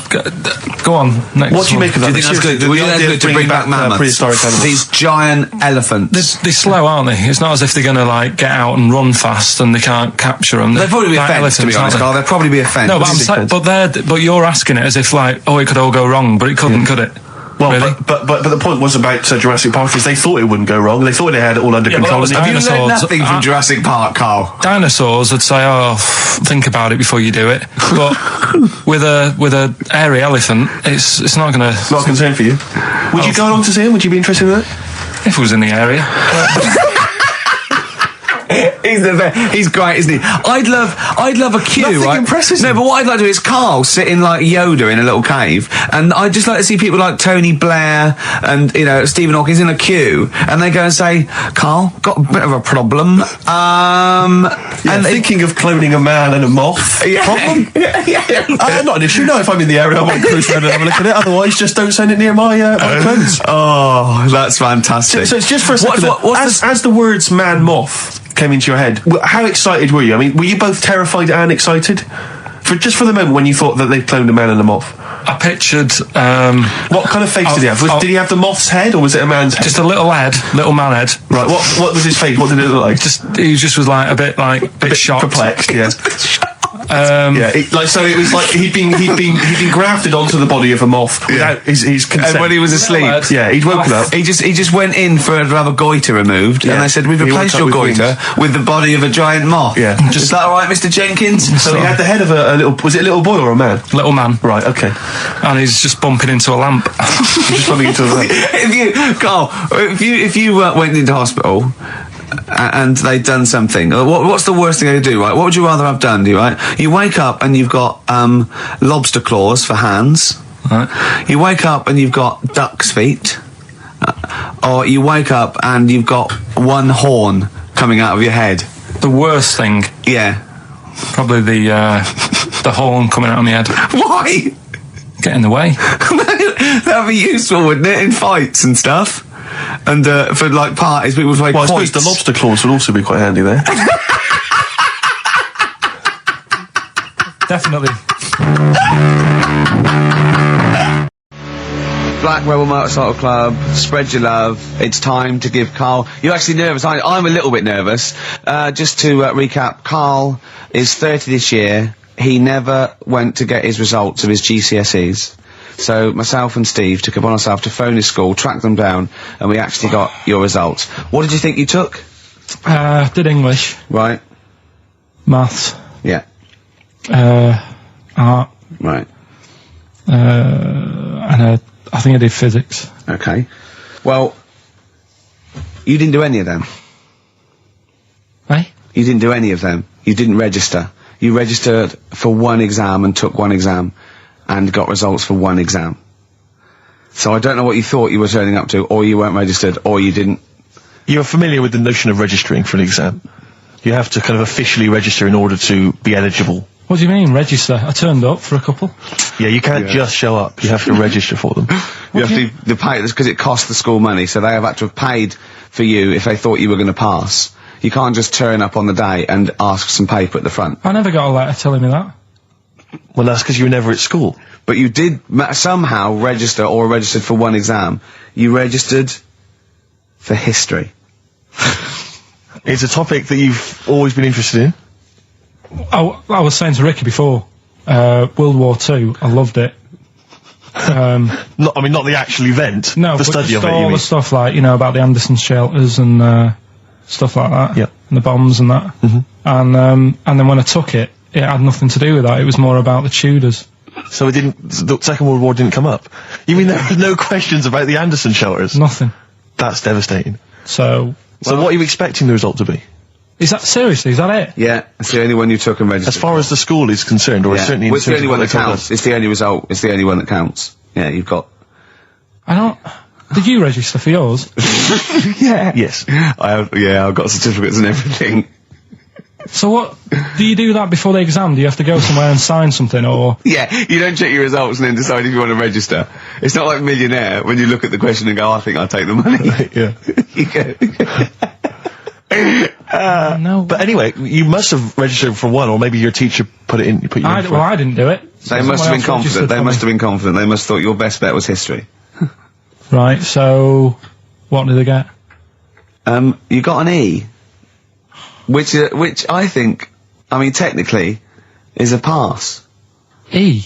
It's a bad pass, but there's F, and there's you're not going to be doing a PhD. You can get an F, right, which is fail, and then a U, which is ungraded. Now, I don't know why the U exists, because F means you failed. U is like them going, you not only failed, but you wasted my time. So we're annoyed that you took this exam. So you thought they'd register me to get an E? Well, they didn't. I think they were hoping. It was rather like you with the lottery. They were hoping for something better than You nothing. see, I assume that the man who registered for that thought he can scrape an E if Anderson shouters come up. Yeah. Well, that's it. You've got. Now, what I'd like to do, Karl, is I've started your re-education. You've read a book on Rasputin. I'll be asking you a few questions about that later. I've got another book for you to read next week. Next week, I'm not in the mood. What? Not in the mood. Oh, come on. Look, what's that? What does that say? It's that fella, it's the picture of the bloke that he used to use for Citizen Smith. Yeah? Che Guevara. Yeah. Yeah. He was quite happy, I think, when he found out that Robert Lindsay was involved. He went, yeah, of course you can. No worries, yeah. What are your feelings, Karl? What do you think? Are you depressed? I'm just a bit annoyed, because I'm sure I turned up for more, so it just wasted me time. Listen, they don't matter. I'm sure you're doing very well. You know, you can educate yourself. GCSEs are merely a step on the ladder to help you, not just for education, but, you know, they're more vocational than anything else. You're doing very well, and you're reading books. Don't worry about it. But can I suggest something? But if you want, I'll pay for you to take history again. Karl, we'd love to see you get a C or above. And Well, we're I'll willing pay to... for you, and I'll get you some books. Right, now listen. We can, let's get, I reckon, when are the exams? June? Something like that, yeah. We'll try and register next week, and I reckon you can get an A or B. I'm busy. In history. No, don't worry about it, it's just easy. I get you Brody's notes. If Heat magazine, they love you, Karl. They could probably sort something out. They could probably pay for a tutor. They got a lot of money, they sell a lot of magazines. I mean, it is almost always, and you found that out, I discovered this, it's always the Tudors and Stuarts. There's no fear for them not coming up. Now, what do you already know about them? You must already know stuff about Henry VIII and Elizabeth. No, because it's too long ago to even get interested in. Do you know what I mean? You can't. Is that why you didn't? Okay. The Anderson thing, it was like, God, you know, I bet my mum and dad were in an Anderson shelter. You know, this is interesting. What, when they... Oh, my granddad would have, like, had something to do with this. But the Tudors, it's like, I don't know even if I had a family back then. Play record! As you know, I lent Karl, part of his education is historical education. I lent Karl, Gladiator, the movie on DVD, which he watched on his PlayStation 2, and Rasputin. Do you know last week when you gave me this, did you know my result for history? No. That's weird, isn't it? Yep. Now, right, okay, it's the film review. Karl, you just tell it from the heart, tell us what you thought about the film, what you thought the... Can I just ask, is this the first time you'd seen Gladiator? You'd never seen it before? No. Okay. And what were your thoughts? Okay. The film review. Gladiator. It's alright. Nothing great. It's like an old, sort of an old version of Rocky done in the olden days, really. Right. A bloke fighting other people. Sure. How sort of well known is the story? Do you reckon people know the basics? Well, just very quickly, just do the plot. Quickly. There's a guy called Max. Maximus, yeah. Yeah. There's Caesar, and there's Caesar's kid, and Max goes to war, sort of wins it, comes back. Caesar says, "You're good at what you do. I wish my son was as good as you. So I want you to be in charge when I die." His kid finds out, a bit annoyed about it, kills his dad, because he don't want anyone to hear that he said that he wants him to be in charge. Yeah. So his kid gets in charge and thinks, "I'll show you. You're not going to be king. I am. You're going to be a slave or something." And then next thing you see is... Sorry, can I just stop there? My only thought is the film's 3 hours long, so maybe we should go through the whole plot. We've done the first 10 minutes, but go on. So, yeah, he's a slave and then... Yeah, but then, that was an interesting bit that I thought, right? I mean, I was watching this with a girlfriend, she was already annoyed because she wanted to watch Friends on E4. Okay. Yeah. It was a good episode as well this week. Was it? Yeah. Don't tell her that. Okay. Right, so she was annoyed and she said, "Come on then, put it on." And I got it wrong straight away because it says on the back 149, so I thought that was an hour and 49 minutes. It turned out it was 149. No, I thought it was 1 hour 49. Yeah. But it was 149 minutes. Sure. So it overran anyway. By 40 minutes. Yeah. So anyway, the interesting bit was where he was going across a desert on a horse. And I think to show you how long he'd been going across the desert on his horse, he's showing you a shot of the horse's knees and they were bleeding. And I just wondered whether that's what horses do if they run for a long time. Do you know? I don't. Good. Right, so anyway, so he goes on, he keeps going on like this. He's a slave, and then he has a fight at the end with the Caesar's kid, and he kills him. And that's how it ended. Okay, good. What did you think of it? Just generally, what bits... What do you think was wrong with it? Right, well, I've read up on it, and there's already a fact that is wrong. Right. Caesar's kid, he didn't actually kill his dad. His dad died of a natural death. Right, in real life, you mean? Yeah. Okay. And, what's Caesar's kid's name? Comedian or something? I think it's comedian. Yeah. Yeah. That's where the name comes from. When a funny person is called a comedian. He didn't actually get killed in real life by Max. No. He died by his sister poisoning him, and he didn't die. No. Are you saying that this is not a historical document? It's wrong. All over the place. Yeah. Well, next week I'm giving you Braveheart, and that is actually true. That is factually accurate. I can't handle it. It is. It was a little Australian fella that helped him out. Just for people who watched it, know that the guy, Caesar's kid, yeah, he died. His sister tried to poison him. That didn't work. Apparently, he was a gay fella, and his boyfriend, who was a wrestler, strangled him. Where did you get this information? On the internet. I thought I'd look it up to see how much of it I actually got right. Yes. And that's what I read. Okay, so out of 10? 5. Really? Yeah. Okay. It's no good. I wouldn't get it out. And it's annoying the way it says, like, this film's got to be seen at the cinema, because I saw it at home, and I don't think I missed out on anything. Very good point. I think that's probably the point they're making, but yours is valid too. We'll play a record, and after that I'm going to ask you about Rasputin, the mad monk. But anyway, Gladiator, just was going to add on the end of that. If you're into that sort of film, Jason and the Argonauts is probably a better bet. Is that factually accurate? Did you look that up or not? Did skeletons actually come out of the ground and fight? Yeah. I don't know, but it's a more enjoyable film. Okay. It's shorter. Okay, now, just moving quickly on, just to the last item on Karl's re-education this week. Rasputin, you've read a little book about Rasputin. What did you know about Rasputin before you read the book, Karl? Can I just tell you, when I handed him this book, it was my house, he went, is he the one that lived under the bridge? And I went, what do you mean?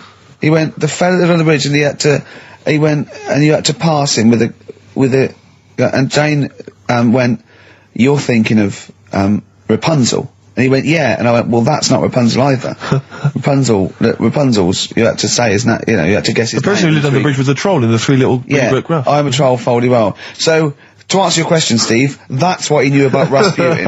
Okay? So have you read this whole book? Can I just have a look at it, Rick? This whole book, it's about the size of a beer mat. Yeah, I'm just thinking, but did you read the whole thing? No. You didn't even do that? Well, again, some of the names in there are so long and foreign sounding that I just thought, I can't remember all these. So I just got to the meat of the story. Go on, what did you learn about Rasputin? Right. He was a monk. Yep. And, mad? Was he a mad monk? Hang on a minute. Don't confuse him. Sorry. Right. Go on. God. You see, this is what happened in the exams. Right, it was... Oh, don't do that when I'm drinking, Carl. Please, mate. He loved his women.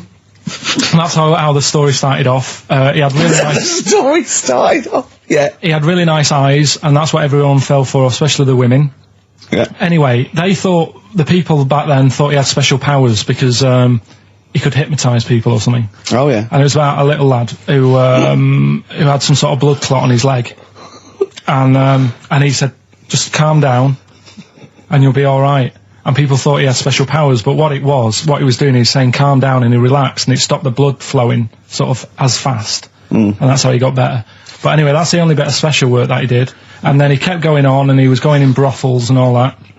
And the people in the town thought, this isn't right, he shouldn't be going about doing this. And where did he live? Russia.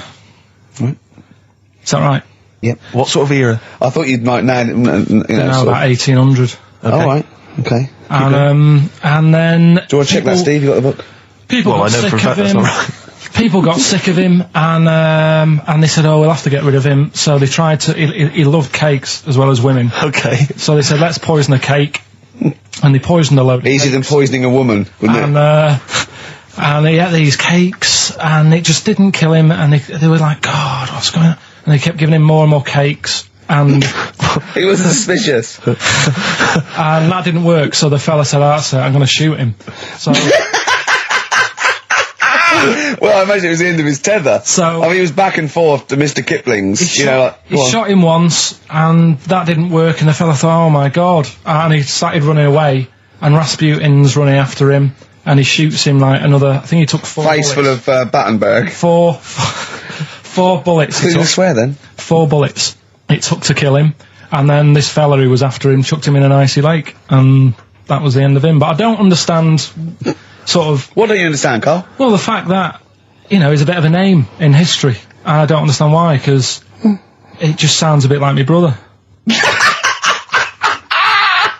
Does he love women and cakes? And do you think that'll be his downfall? Right, I want you to study it. Right, if you want to do, that's the first introduction. Right, if you want to do some extracurricular, what would that get me? There's a song by Boney M that lays it out. Suzanne told me about that, saying about Russia's Greatest Love Machine. Yeah, but it didn't say anything about cakes. No. So I think if you get the 12-inch mix, no, but they say according to Boney M, and I don't know who's correct, the bloke wrote that or M. They put some poison into his wine. Now I don't know if M have done their research or whether they did shoot him until he was dead. According to them, he was the greatest love machine in Russia. I don't think it says that in the book, but M might know more than that fella. So what's your final verdict on Rasputin? Just a normal bloke who didn't have that much luck, really.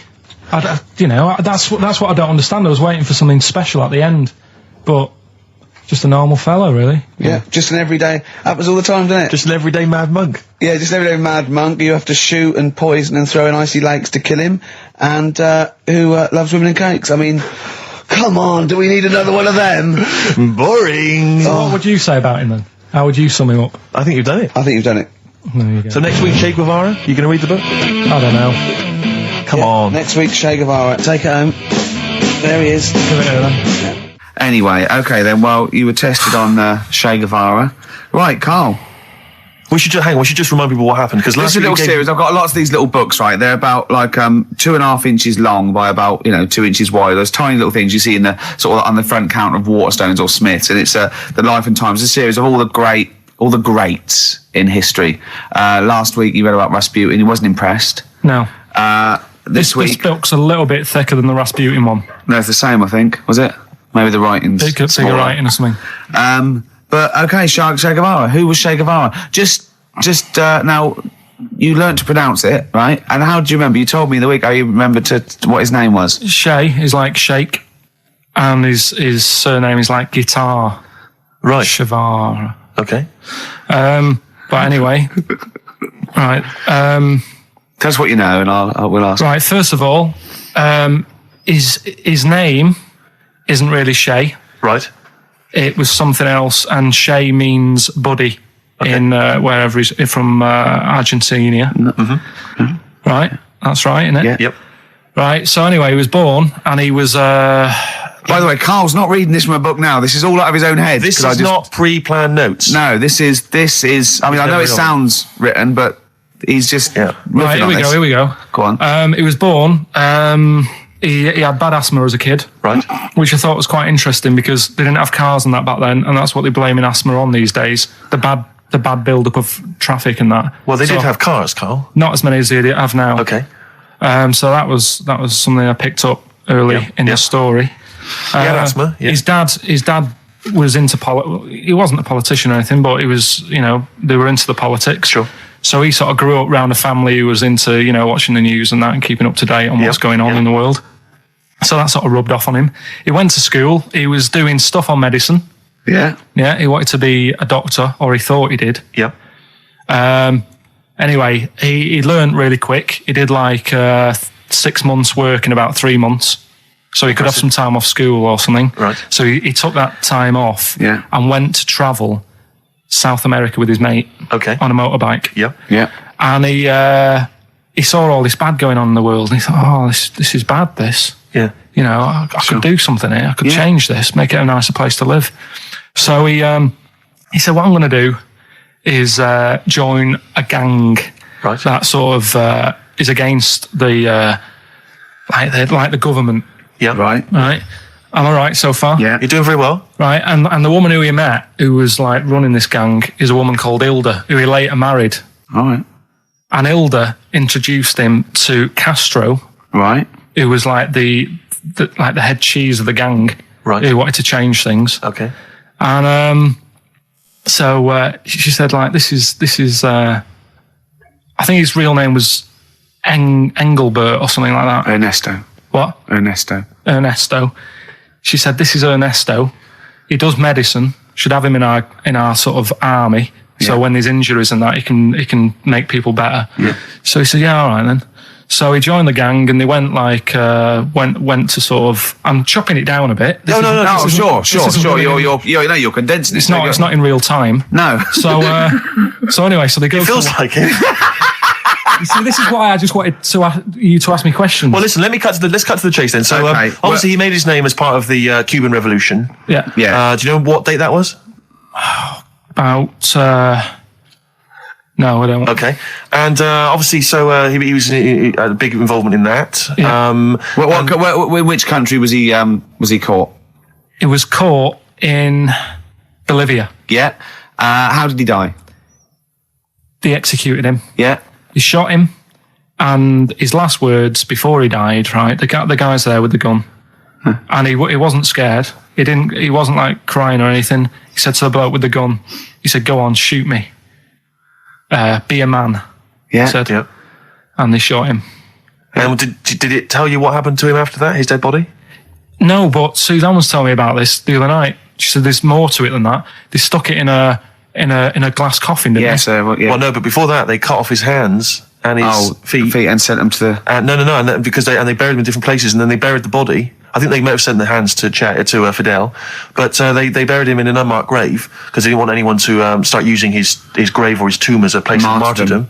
But of course, that just made him even more of a martyr because no one knew where he was buried. So it just meant that he was even more. But that wouldn't work anyway, because if they did find out, that's more places people can go and sort of grieve. Do you know what I mean? If you've got all these different graves, what with different parts of his body? Well, you've got a foot over there, and it's like, well, oh God, his head over there. Thanks for what you're doing. Yeah. So all in all, essentially, what's your summary of Che? Yeah, you like him more than Rasputin, don't you? A lot better bloke than Rasputin. I can understand why he gets one of those little books.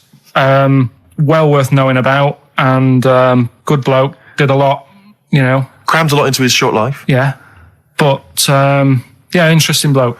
But just on the subject of Che Guevara, Steve called me up in the week because he was going through the duty log. We love the complaints on the BBC duty log, and someone had written in because one of the Blue Peter presenters was wearing a Che Guevara T-shirt. And what did the bloke say? Yeah, this is a series of people can phone in and write and complain to the BBC about different things. Why would you complain about wearing something? Well, this was the thing, is you can phone about the best. I mean, there's been some amazing complaints. Oh, there's some great ones. The best one, my favourite one that wasn't a complaint, but was actually just someone had to phone in, was what an excellent edition of Kilroy this morning. Yeah, but there's lots of that. There's things like Esther was superb. Woman call one. Woman called. There was a brilliant one I remember once, which was Robbie Williams was wearing a Nike T-shirt on top of the Pops last night. Product placement on the BBC. It's just all things like that. Yeah. But anyway, this was one phone call. There was a presenter on Blue Peter. She was wearing a T-shirt with Che Guevara's face on it. Right. And someone had written in and said, or someone had phoned in and said, very worried to see a presenter wearing Che Guevara's face on a T-shirt. Are you trying to turn my children into communist revolutionaries? Yeah. Imagine that. Imagine who's thinking that. Who's bothering to phone up with that information, Carl? Yeah. Who knows what they're going to say about this show? Yeah. I mean, you've been championing the work of communist revolution. Luckily, no one listening to this show can either write or operate a phone. So I think we're pretty safe. So thumbs up for Che Guevara. Yeah. Well done to Karl there. Yeah, no, I thought it was I did brilliant. all right, didn't I? But the thing is, you keep saying to us you don't understand why history is interesting, and yet you're clearly interested by that. You remembered that Karl, information. I've got another. Yeah. I've got a few in the series. Can I give you next week's homework? Go on. There you go. Oh. Read it out. Hitler, the life and times of Hitler. 1889 to 1945. Yeah. Do you know much about him? What was the significance of that last date? Why did he? What was that last date, Karl? Why do you think he died in 1945? End of the war. Yeah. Which I'm interested in. So this will have stuff about Anderson shelters and that. It might not be covered in the Hitler biography, the Anderson shelter, but check if there's a special Anderson chapter, Anderson shelter chapter. Yeah, I'll look forward to this. Be interesting. Powdered Egg is page 4. Yeah. Excellent. Well, we're going to play a hip-hop. Yeah, it's time for a hip-hop hooray. People are absolutely in love with this feature, Rick, as you well know, and I know you're somewhat jealous of it. Yeah. This week, I know that Outkast are currently on the playlist, aren't they, with their new single, Whole of the World? Is that what, the whole world? Anyway, this is a track from the big compilation, Outkast. It's just a sort of compilation of all their greatest hits. And this is a good one. It's called Rosa Parks. Play it, Carl. From their greatest hits album, that's Outkast, and a track called Rosa Parks. Like it. Yeah, enjoy it.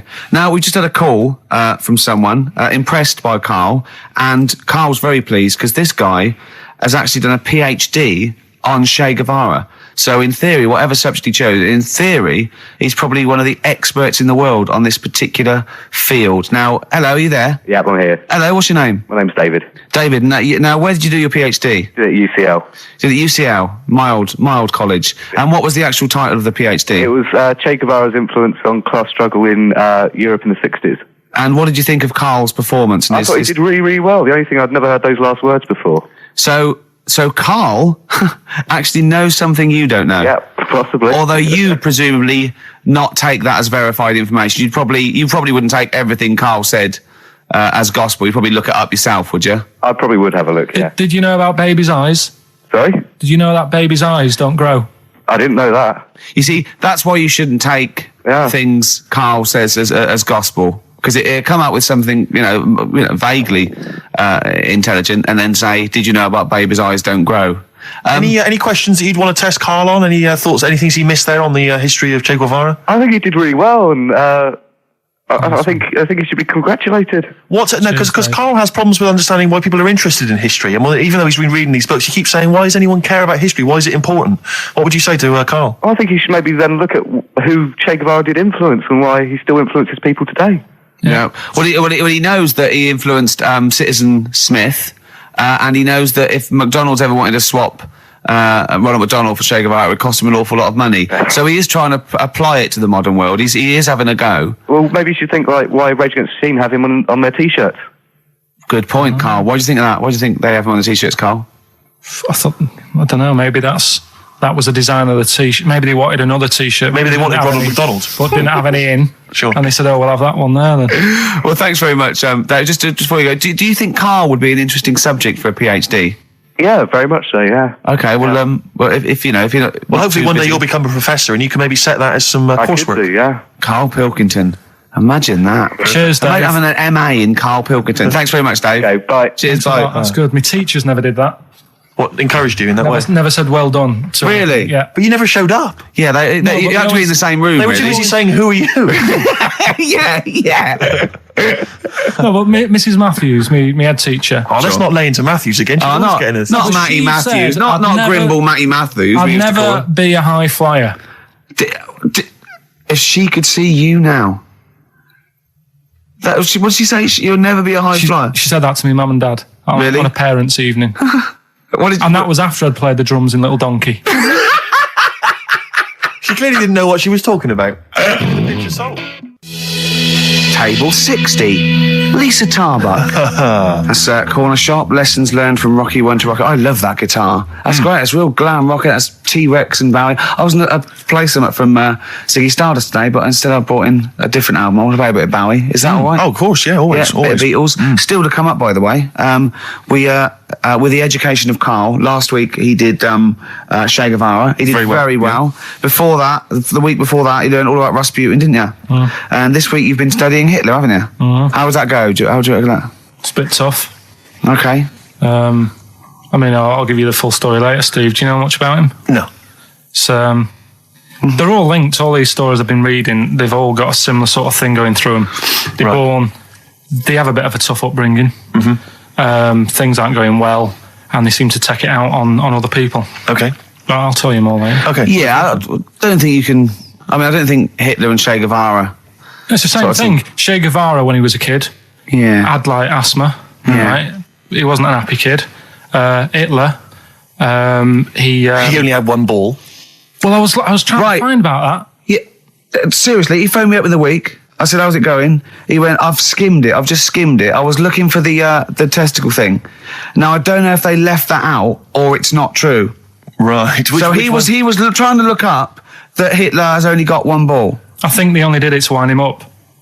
Because it's like, you might be taking over the world, but we're all saying you've only got one testicle. Sure.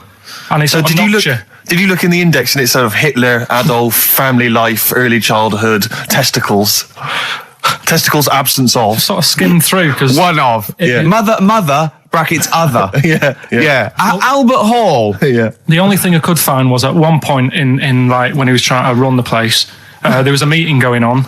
And somebody had put a bag in the meeting room and it blew up. Yeah, and I'm wondering whether it was under the table. Yeah, but...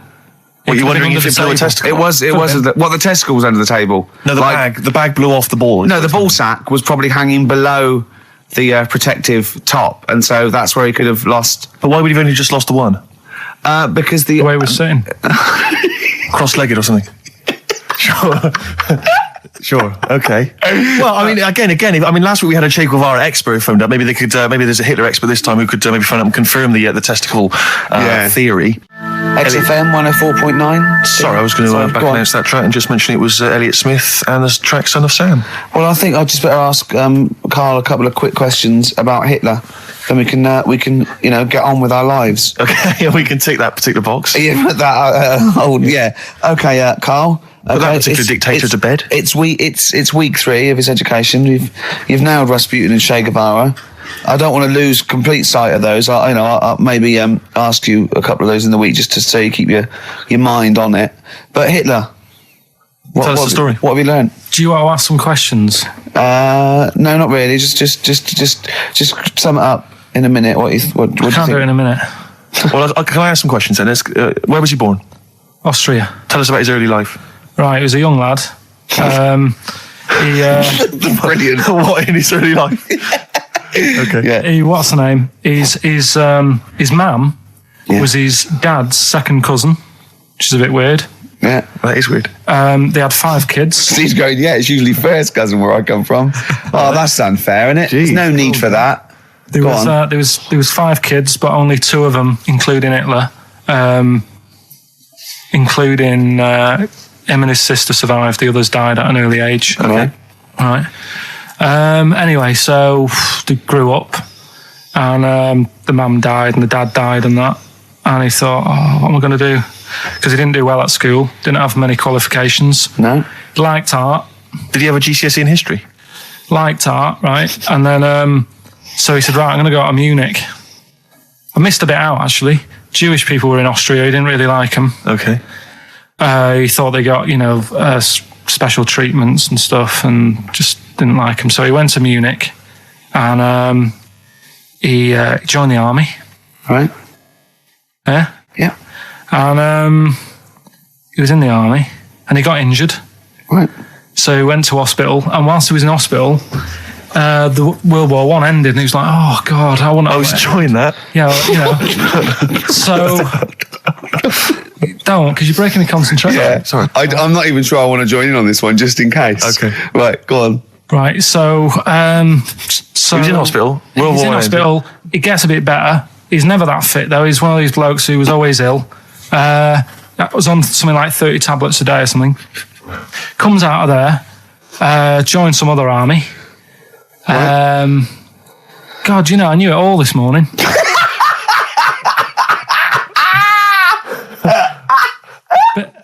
I can see it running to ground. I just see his face going, I'm not nailing the fact, am I? And joined another army, and he was...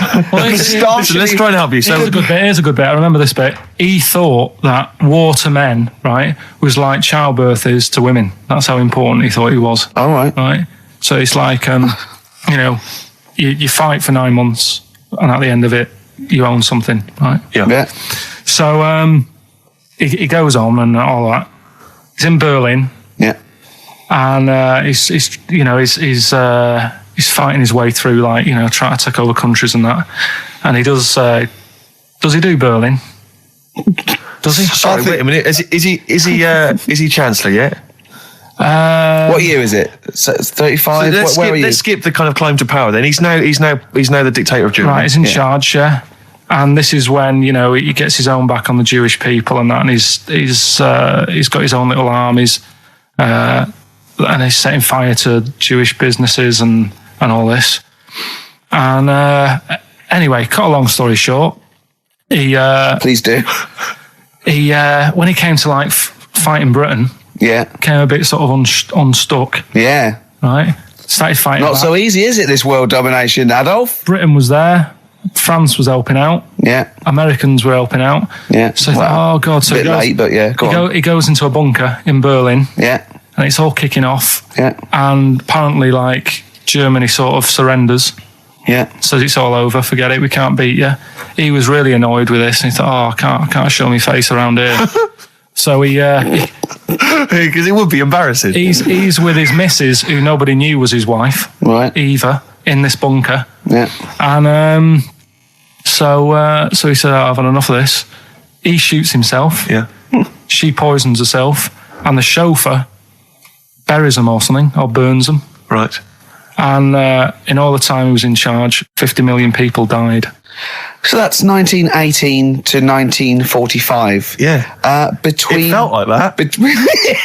Between Travis and the Red Hot Chili Peppers next week. That's fantastic. That's remarkable. I have to say that you sort of lost your grasp somewhere along the line, because you started off confidently, but I've had a really busy week, and last night I was like whizzing through it.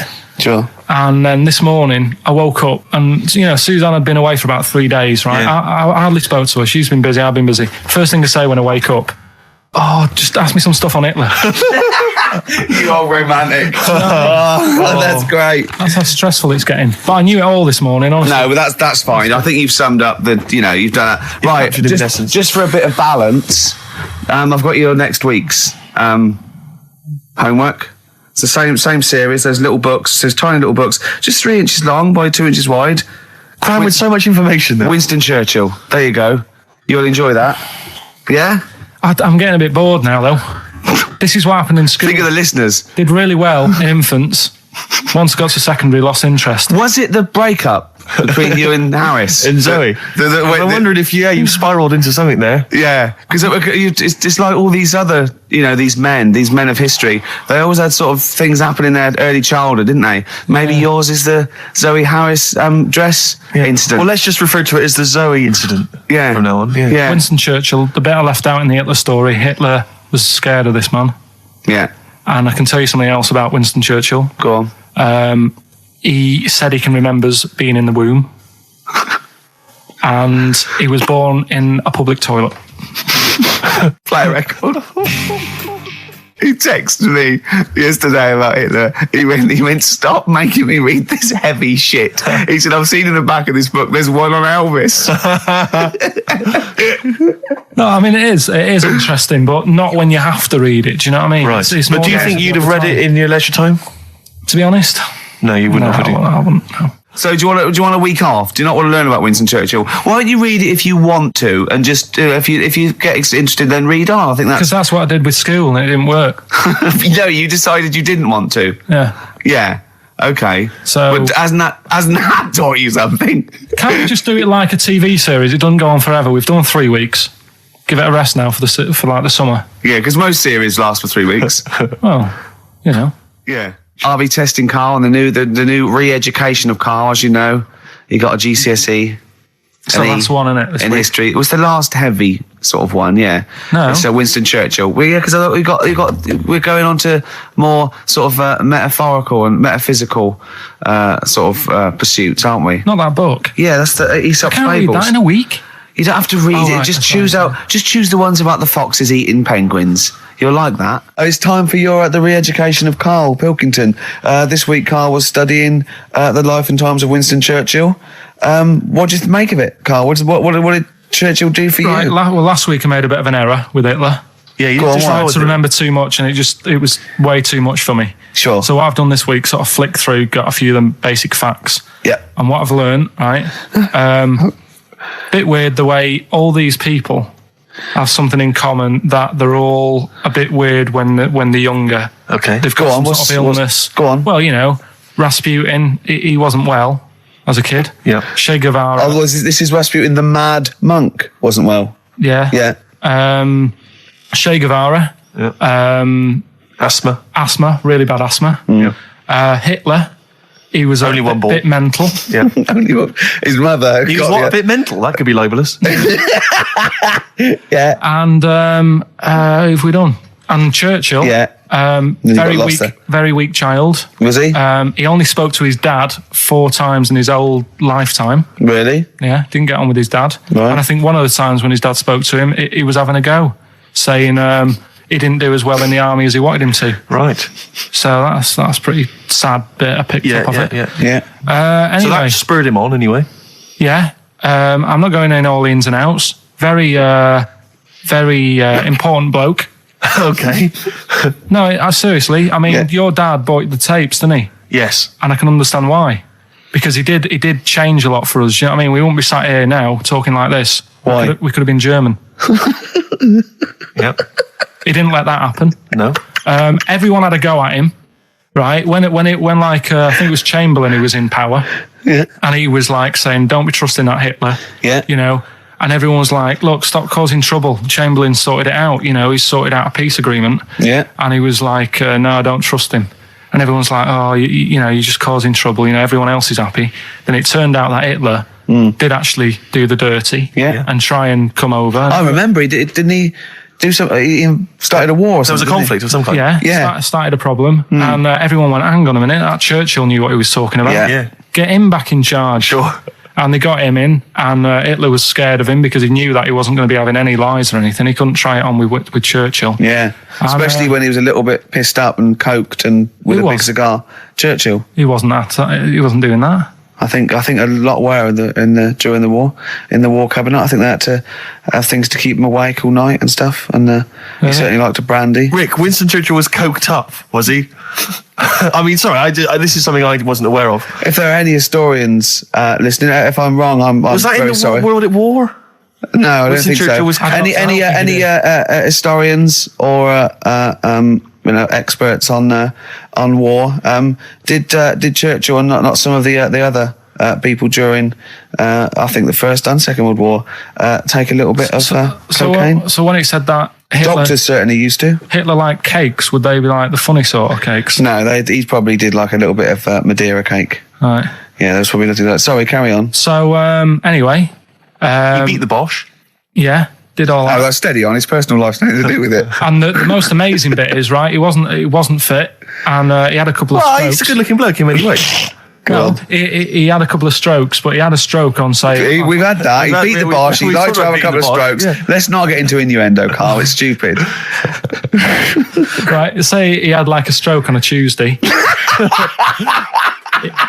He was up and fighting again on a Wednesday. Really? He was a strong bloke. Yeah. And then he died at about the age of 86 or something. He's a good lad, wasn't he? He was really good. Yeah. Is he the one you favour most of all? I'd say out of all, I mean, Rasputin, I don't understand why he got, like I said, I don't know why they made a book on him. No. He just didn't deserve it. No. Che Guevara, he had his time, I suppose, and did a bit good for certain people. Sure. Sorted Cuba out. Yeah. Doesn't really affect me. No.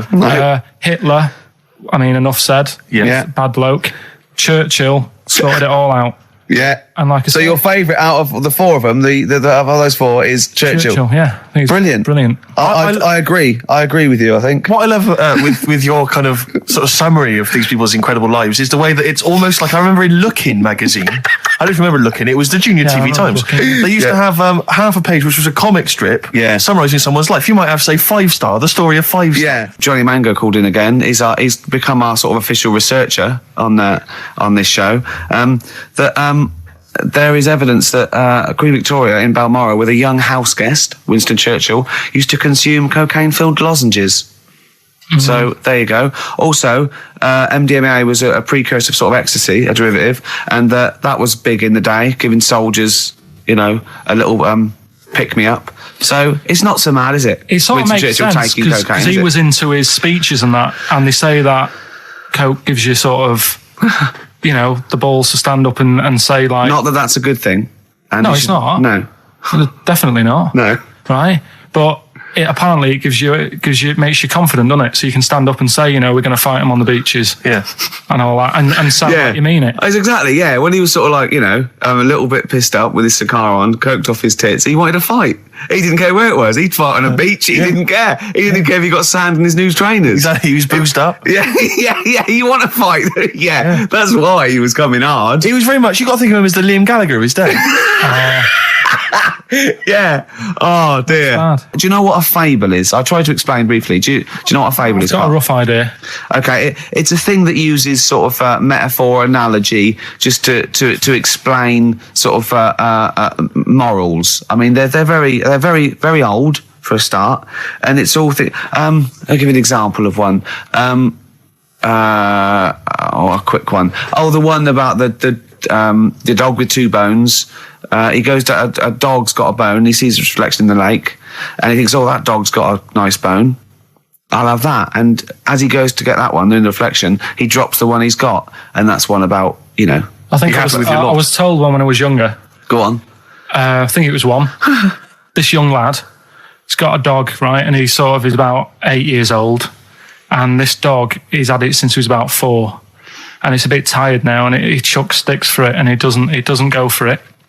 And he's saying to his mum, "Oh, I want a new dog because this one's useless. It doesn't do it doesn't have any fun with me." So they say, "Oh no, but Rover's a good little dog. You should look after it." And he's like, "Oh, I don't like it. I want a new one." So they buy him a new puppy, and it's running around, yapping about, and he's loving it, and he's playing around with it in the grass. And then one day he goes to the park and he's messing about and rolling about with it, and he falls into the lake, right? And the little puppy's like yapping at him, and he's going, help me, little dog's yapping. And then the old dog comes and gets his collar, and it pulls him out of the lake, and he goes, "Oh God, why did I forget about you? You're the better dog." And he loved that one again rather than the puppy. I got a feeling that was Lassie. Yeah, that was an episode of Lassie. What's the moral? What's the moral there, Carl? What's that telling? What's that explaining through analogy? Sort of, don't forget the old. Look after old people.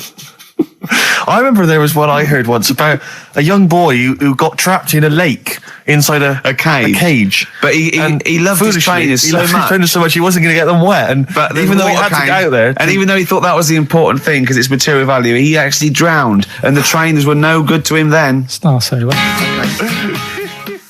Now listen, I'll give this one. This is an easy one. Now just think, right? Think just what it means. They're not that hidden. They're not that cryptic. Just think what this means, okay? Okay. When the hares addressed a public meeting and claimed that all should have fair shares, the lions answered, a good speech, hairy feet, but it lacks claws and teeth, such as we have. How would you use that? No.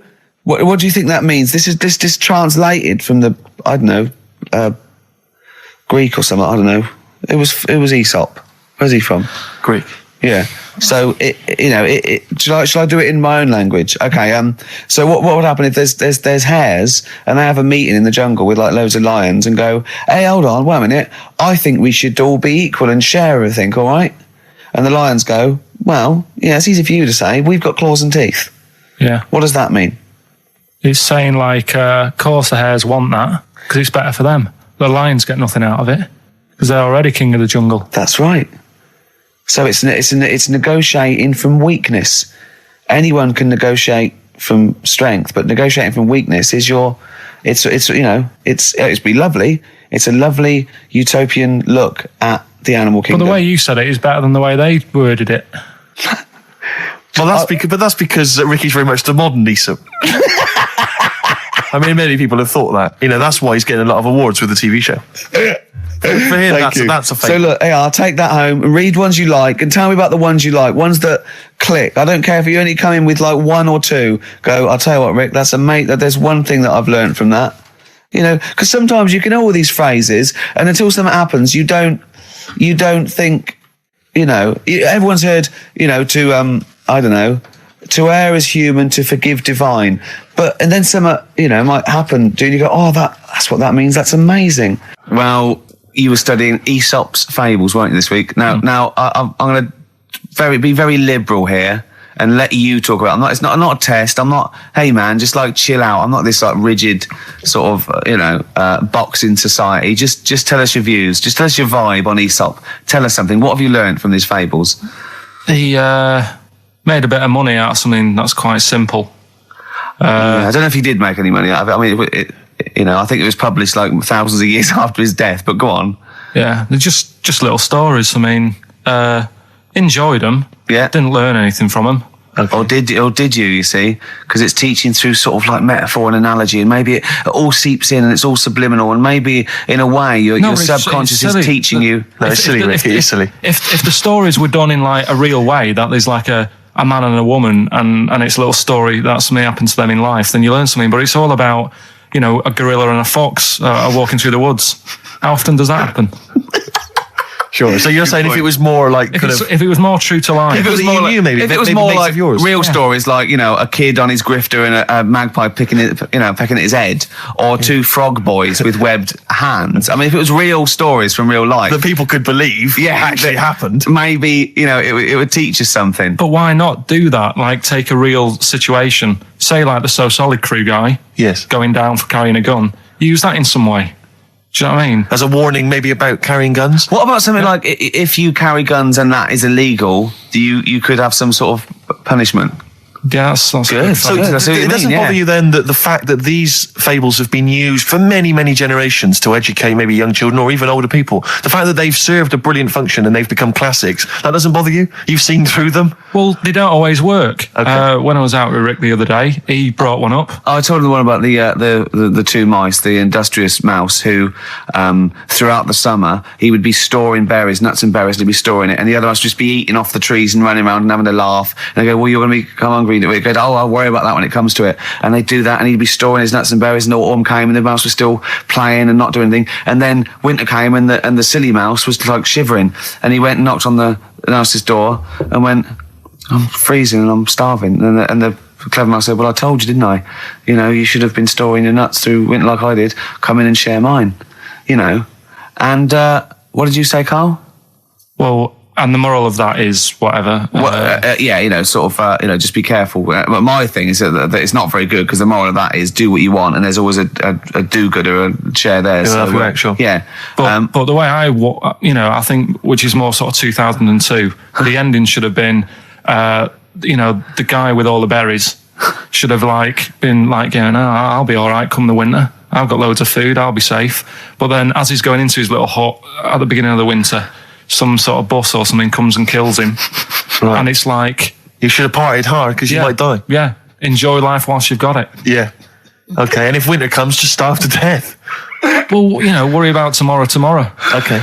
Yeah. See, I'm wondering if there's a new book here. I really am wondering if there's a Karl's Fables. He's been coming out with some all week. He keeps going, well, that's a fable, isn't it? Yeah. So what's your favourite fable in there? Have you learned anything from this book? To get, is there one fable you liked? Yeah, I mean, What did you like? They're all right. What did you like? You've thrown it on me now there. Didn't you like one about a crab, you said? No, that was the one about messing about on a cliff edge or something. Don't mess about on a cliff edge. What was that? I don't know. There's not many around here, so I didn't take much interest in that one. You know what I mean? God. I'm doing my best here. Here's one. Yeah, here's one that was quite nice. There was a belly, like your stomach. Yeah. And it's this belly on a pair of legs. And the legs was saying, I'm more important than you because I carry you around. And the belly said, yeah, but, if it weren't for me holding all this food, you wouldn't have the energy to walk around. Yeah. And that means rather than working on your own, it's best to work in a team. Yeah. So, well, the one similar to that I was taught when I was little was a vision of heaven and hell, and it went down to hell, and in hell, right, there was these people had like 20-foot long chopsticks. Yeah. And they were eating their food, and they couldn't get the chopsticks into the food and get it round their mouth because they were just too long. Right. That was how. And in heaven, they had exactly the same thing, but they were feeding each other. What? Right. You don't like Chinese food? Is that what you're thinking? Is that what your concern is, Carl? No, I'm just... The one I remember, I can't remember the ending. It's about two nuns in a bath. Yeah, I know. I can't remember what it is. Yeah, that's that it, yeah. Or are they on a bike? That's two adventures. It's the same nuns, but they go to all sorts of adventures. They're normally quite erotic adventures. Well, they are, but there was one when they're driving down a cobbled street, I remember. Go on. And then there's the other... Then, of course, Whalebones on XFM 104.9. I'm Ricky Gervais. With me, Steve Merchant, and Carl. Well, Carl, I really don't think you got your teeth into the fables, really. I don't think you... There wasn't anything to learn. I read a couple, thought, yeah, that's all right, and put it down again. There wasn't anything to learn. It was all stuff I knew already, but made up with nice little foxes and bears and stuff. So... Yeah. But that one about, that one we spoke about, when the hares are going, we should share all our food, and the lion said, that's a good argument, but it hasn't got the teeth and claws that we've got. That's lovely, because it's sort of that's an indictment on sort of, you could say it's an anti-equality almost. You could get really sort of deep into that. You know what I mean? You could, no? Big philosophical ideas in a nutshell, not interesting? No, not really. Okay, then. Well, you're going to hate this then. I've brought in the concise Oxford Dictionary of Quotations. Now, just look at some of your favourites. I'd suggest going straight to things like Wilde or Newton or Churchill or You're a big fan of Churchill? Yeah. He's the boy. Yeah. Right. Okay. Let's go through that old Kramer. Newton. Right. Right. Here's a famous one. Okay. This is Isaac Newton. If I have seen further, it is by standing on the shoulders of giants. Do you like that one? So there's a meaning in it?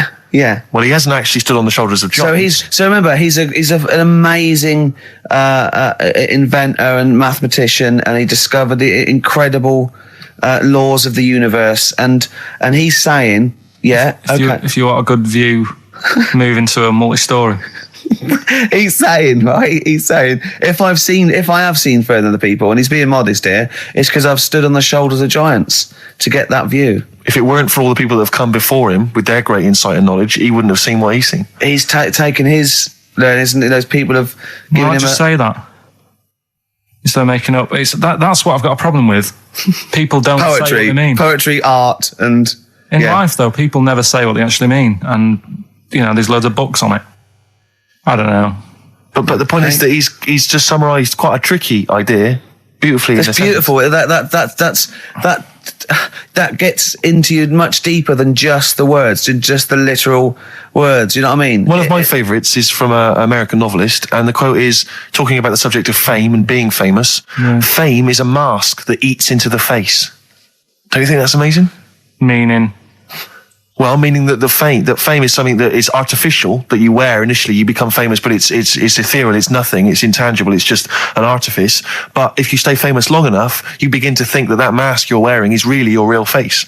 So that you begin to, think that you are more than you perhaps are. Do you see what I mean? In the way that fame and power can corrupt. Oh, who said that? It's an American novelist, I forget his name. Yeah, it's alright, yeah, there's something in that. Yeah. Pick another one, right? Yeah, let's have a look. Bernard Shaw, he's no slouch. I think maybe when you take this book of quotations home, Karl, you should maybe just draw up maybe a list of 3 or 4 of your favourites and tell them next week. I want to do Shaw, Wilde. I look at Shakespeare as well. He's. Are you a fan of Shakespeare? No. Go on. What's your problem with it? Just the way they speak. I can't follow it. Yeah. Yeah. Do you like West Side Story? It's really old as well. I can't relate to it. It's like years and years ago, isn't it? That's why I like Churchill. Because 1940s. Yeah. Look at this. This is Shaw, okay? There are 2 tragedies in life. One is not to get your heart's desire. The other is to get it. Again, how would you see that in your little... Well, that's one homework then. I'll mark that. That's your homework. You've got to work that out. You've got to tell me what you think of it. Say again? Don't ask Suzanne. It's there. All right. There are 2 tragedies in life. One is not to get your heart's desire. The other is to get it. Okay? Take that home with you. And we'll be hearing Karl come up with some amazing quotations next week. Yeah, pick out your favourites. Well, just read that book anyway. Can I just say, this is one of a beautiful, it's Keats, right? What do you think of this? A thing of beauty is a joy forever. Its loveliness increases. It will never pass into nothingness. See, this is just like how it was at school now. The last couple of weeks have been quite interested in what you've been giving me. Now it's really like, okay. I really don't care. Now what about this? Now I did philosophy, and philosophy is obviously the quest for knowledge. And look, listen to this though. This is what Keats came out with. Philosophy will clip an angel's wings. Isn't that beautiful? Yeah. Don't be constrained by what's, dream a little. You know what I mean? Just go beyond. I don't agree with it, but it's a lovely bit of poetry. Yes. Yeah? So you're going to read that for me, are you, Karl? Yeah? Just pick out 5 of your favourites. Yeah. The ones that mean something to you. And then next week I'll bring you in pictures of animals. Brilliant. Okay? We'll do it. Okay, and some sweets. Black Rebel Marks out of whatever happened to my rock and roll. Well, near the end of the show, just time for the re-education of Karl revisited. Mm-hmm. Still got Nick Cave to come, haven't we? Absolutely. Now, Karl, you read a quote book. What did you learn from it? Tell us some pearls of wisdom. Just keep it down to 1 or 2, your favourite things and why you like them. Right, well, you said just pick a couple. Yeah. Right? So I wrote a couple down last night.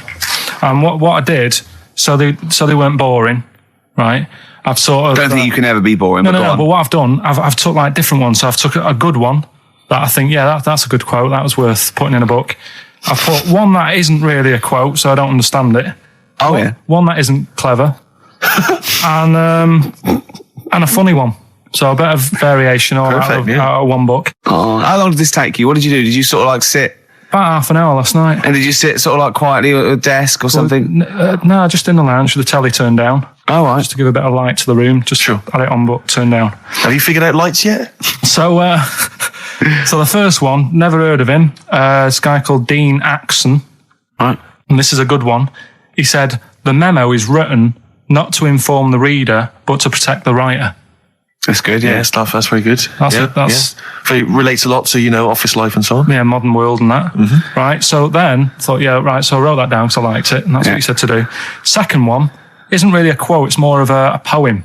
Okay. So how does that work? Well, that's okay. Just read it. Right, well, it's about suicide. Okay. Right? Razors pain you, rivers are damp, acid stain you, drugs cause cramp. Guns aren't lawful, nooses give, gas smells awful, so you might as well live. Lovely. That's from Dorothy Parker. I'll tell you what. It is, yeah. I hate it. I hate that. Why? It's nothing to me, that. I think it's just a weak, shallow piece of mock comedy. This is why I did it in that order, because that's what I thought. It's like a zany vicar would write. from living in Frome when he's about 55 and get it published in the... I hate it. All right, so you're saying you're not a fan of Dorothy Parker's work, right? Now, the next one, Oscar Wilde. Yeah. Right, he's known, isn't he? Yes. Look what he comes up with. All art is quite useless. Well, that's... What's up with that? Well, it isn't added art. No, I know, but it's... Go on, next. But how has art helped you? How has it been useful to you? It was a bit of a... It's one of the only things I like doing at school. Right. Do you know what I mean? When I made that little clay man, fixing a car. Yeah. You made a clay man fixing a car. I'd forgotten about that. How can he... I think that's stupid. And especially that it's gone in a book. Sure. Do you know what I mean? Okay. It's easy to diss things. Yeah, it's harder to right. Exactly right. I don't think art is useless, by the way. But you don't have to agree or disagree with some of these things. Some of them are, sometimes it's just their thoughts put eloquently or poetically, isn't it? And it's just, to provoke a reaction as much as anything. Yeah. Well, and the good one, Ozzy Osbourne. I mean, sorry, but let's go back there. The irony is that is art. That he was an artist, wasn't he? So, but so you don't like Oscar Wilde, but you prefer Ozzy Osbourne. Yeah, go on. Ozzy Osbourne, cracking one. This funny and educational. I bit a head off a bat the other night. It was like eating a crunchy wrapped in a chamois leather. Genius. You're right, Carl. Yeah. So what do you like about that? The way he's described what it is like. I think, if someone, you can imagine what it's like, because I like crunchies. Yeah. And that chamois leather is really chewy, so you can imagine that's like the skin. So you like his descriptive writing. The crunchy bit is like the bones and that. Yeah. It's perfect. But Carl, it's interesting because you've analysed Ozzy there, and in a way, that is the first step on maybe doing a new English GCSE. Yeah, you said why you liked it. You said because it describes what you've never eaten about yourself. Yeah, but my teacher, Mrs. Kane, if I would have come into school with a quote by Ozzy Osbourne, she wouldn't have been happy. Really? Do you know what I mean? And that's the difference between. She'd go, right, Carl, get your horse and go home. Well, listen though, we were talking about other quotes. Yeah. Neil Armstrong. Yeah. Do you know his one? Yeah. What one? Giant leap for mankind. Do you know it wasn't meant to be that? It says it's one small step for man, one giant leap for mankind, right? Yep. It was meant to be, this is one small step for a man. Right. I.e. me, the individual, on a microcosmic level, one giant leap for mankind. And he mucked it up, because if you say this is one small step for man, one giant leap for mankind, man there means mankind. I know, it's embarrassing. So you shouldn't give people... He's not a trained actor. That's true. He's more of an astronaut, to be honest. He won any awards, Rick? No, there are no awards. Is he BAFTA nominated? Don't think so. But listen, right, he said another quote as he got back into the rocket. Have you heard about it? Go on. We're running out of time, and I'm just wondering whether it's worth saving as a bit of a teaser for next week.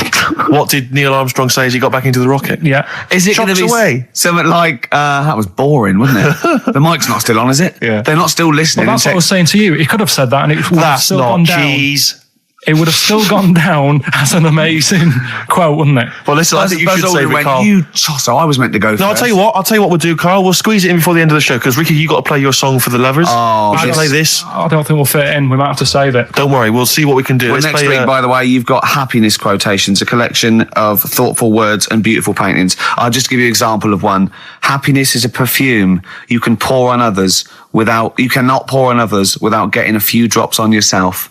Lovely that, isn't it? Brilliant. You can't be happy with that. This is Nick Cave and the Bad Seed from the Boatman's Call. It's a beautiful song. Any song that starts off, I don't believe in an interventionist God is all right by me. And this is Into My Arms. Nick Cave and the Bad Seeds, Into My Arms. Well, that's it. We've run out of time. We have indeed. So no time for Carl's quote. That'll have to come next week. Yeah, we'll save that for next time. Armstrong. Well, I hope you enjoyed it. Goodbye. All right, Rick. Come on, I'm sounding a bit chirpier. It's not that depressing. Well, yeah. Sports next. You know how excited you are? Go on. You love the sport, do you?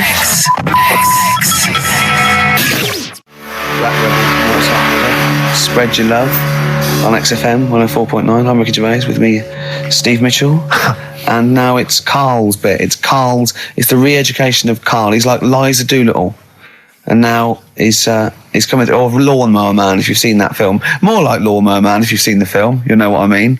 And his homework was to just study quotes, really, on happiness and stuff and general well-being. He's not a big happiness quote fan, are you, Carl? Not really. So what have you done? You've come up with something, haven't you? Right, yeah, I told you, right? Because a lot of these are just things you say every day. They're nothing special. So what I'm doing... Well, you say them every day. Well, the sort of things you come out with and you don't even think about it, do you know what I mean? Yeah. They're on the TV all the time, people on the radio are saying these sort of little quotes. Sure. And what I've done is, remember that programme on Channel 4, Faking It? Yeah. Where they got some, like, posh kid to be on a door and all that. What I've done, I've... Imagine if that was the pitch for the show. Dear Channel 4, you're just going to get a posh kid on a door or something? Yeah. Yours sincerely, Karl. Come in. Yeah. TV producer. Yeah, go on. So, what I've done, this little book of quotes, happiness quotes, I've picked 2 that are real. Okay. And I've made one up. Right? And we've got to guess. And you've got to guess. Okay, then, go on. Well, I'll tell you what, Rick, why don't we, when we've heard them, we won't confer. No. You'll write down yours, A, B, or C, and I'll write down mine, and we'll see how it Okay, works. Carl, off you go. Right, and just because I'm looking at this book, it doesn't mean I'm actually reading. No, I know. Don't worry, we're clever. No, we know. We can't see yet. Call my bluff. Yeah, go on then. Nothing is worth more than this day. Okay. Yeah. Yeah? All right. Yeah. The way I see it...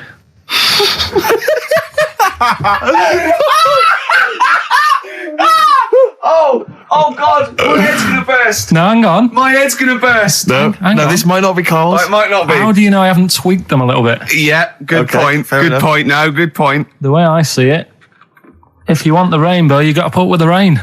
Yeah, okay. All right? All right, yeah. Okay, no. It's not here. Come on.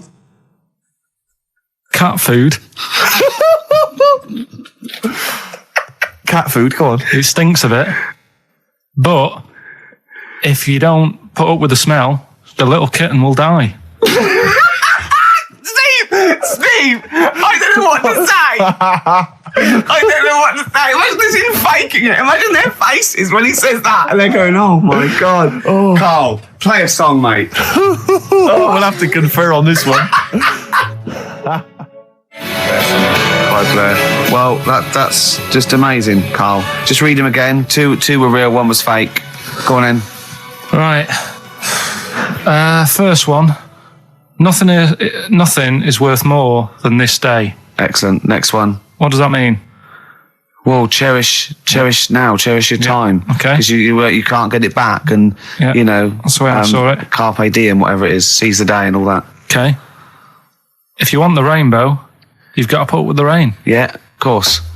Yeah, rough with the smooth. You know, it's not all plain sailing, but you know, rainbow's beautiful, but it comes because of the rain, which you might not like. So make the most of everything, and good.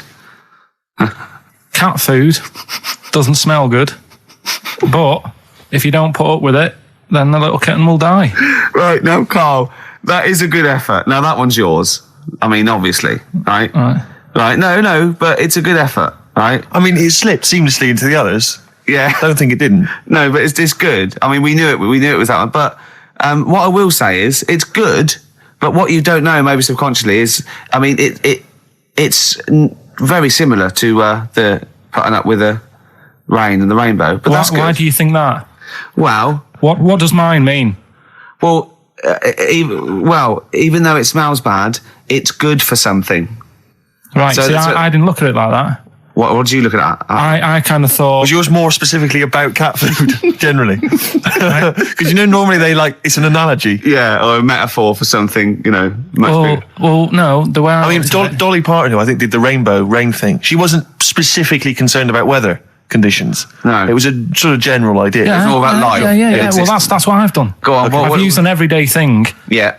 And put it with today's problems, right? Go on. So, like, my girlfriend, she might like to go shopping for clothes. I hate it. Right. But because I love her, I put up with it. Ah, that's nice. Yeah? Yeah. So, you love that little kitten. You can't stand the smell of the stuff you got to feed it. But because you love it, you go, well, you know, I'll pull with this just for a few minutes and then I can, like, squeeze its head later and give it a little... Sorry. Can we go back? You know, stroke its head and stuff. Oh, right. Yeah. Sorry, it was a bit of a slip, was it? Squeeze its little head. Yeah. Well, that's just the thing that I do with cats. Put it in a bag and drown it in a lake. I can feed it and then I can throw it against the wall. Exactly. So you didn't see it like that, did you? No, that's very good. So it's about love, is it? It's about putting up with the bad things for something you love. Yeah. Well, that's nice. But Karl, you seem now to be convinced and rather smug that you've tricked us and that you've fooled us and that we didn't understand it. Well, I say that's your fault, not ours. No, it's not, though. I mean, look, that man in Forrest Gump, he was a bit of a nutter. And he came up with the life as a box of chocolates thing. Yeah. Now, if that was in this book, you say, oh, yeah, brilliant, good bit of work. But if he was sat here doing the show with you, you'd be taking the mickey out of him. Sometimes I feel he is. No, but Karl, I could. In fact, if people are out there, we're too lazy. Could you write down everything Karl's ever said? Because I think we could publish that. Yeah. He said one today. He saw my salamander. It's not a euphemism. He saw my salamander, and it's just sitting there in the tank. Your exotic pet. Yeah, and he's worried about there not being a lid on. And he said, I went, what are we worried about? He said, wow. He said it sits there for 24 hours a day, obviously planning to get out. Well, it's got nothing else on its mind, and it's the daft thing is he has actually got the lid ripped up a little bit, it's got nothing else to think about. And it'll be looking up there, and it's going to get out. But what's the worst that could happen? What's it thinking? What do you think it's thinking, this salamander? It's got its eye on the DVD player. I could have eaten me down the market. Well, oh God! Are they dangerous? Can I just say something? Are they dangerous? I think the salamander's thinking exactly the same things as you. I mean, to look at you, you've got the same expression on your face. You know what I mean? You're dressed in green as well. You've got a little round sort of Hamburglar type head, like the salamander. Very similar, and yet I think you bonded with it, didn't you?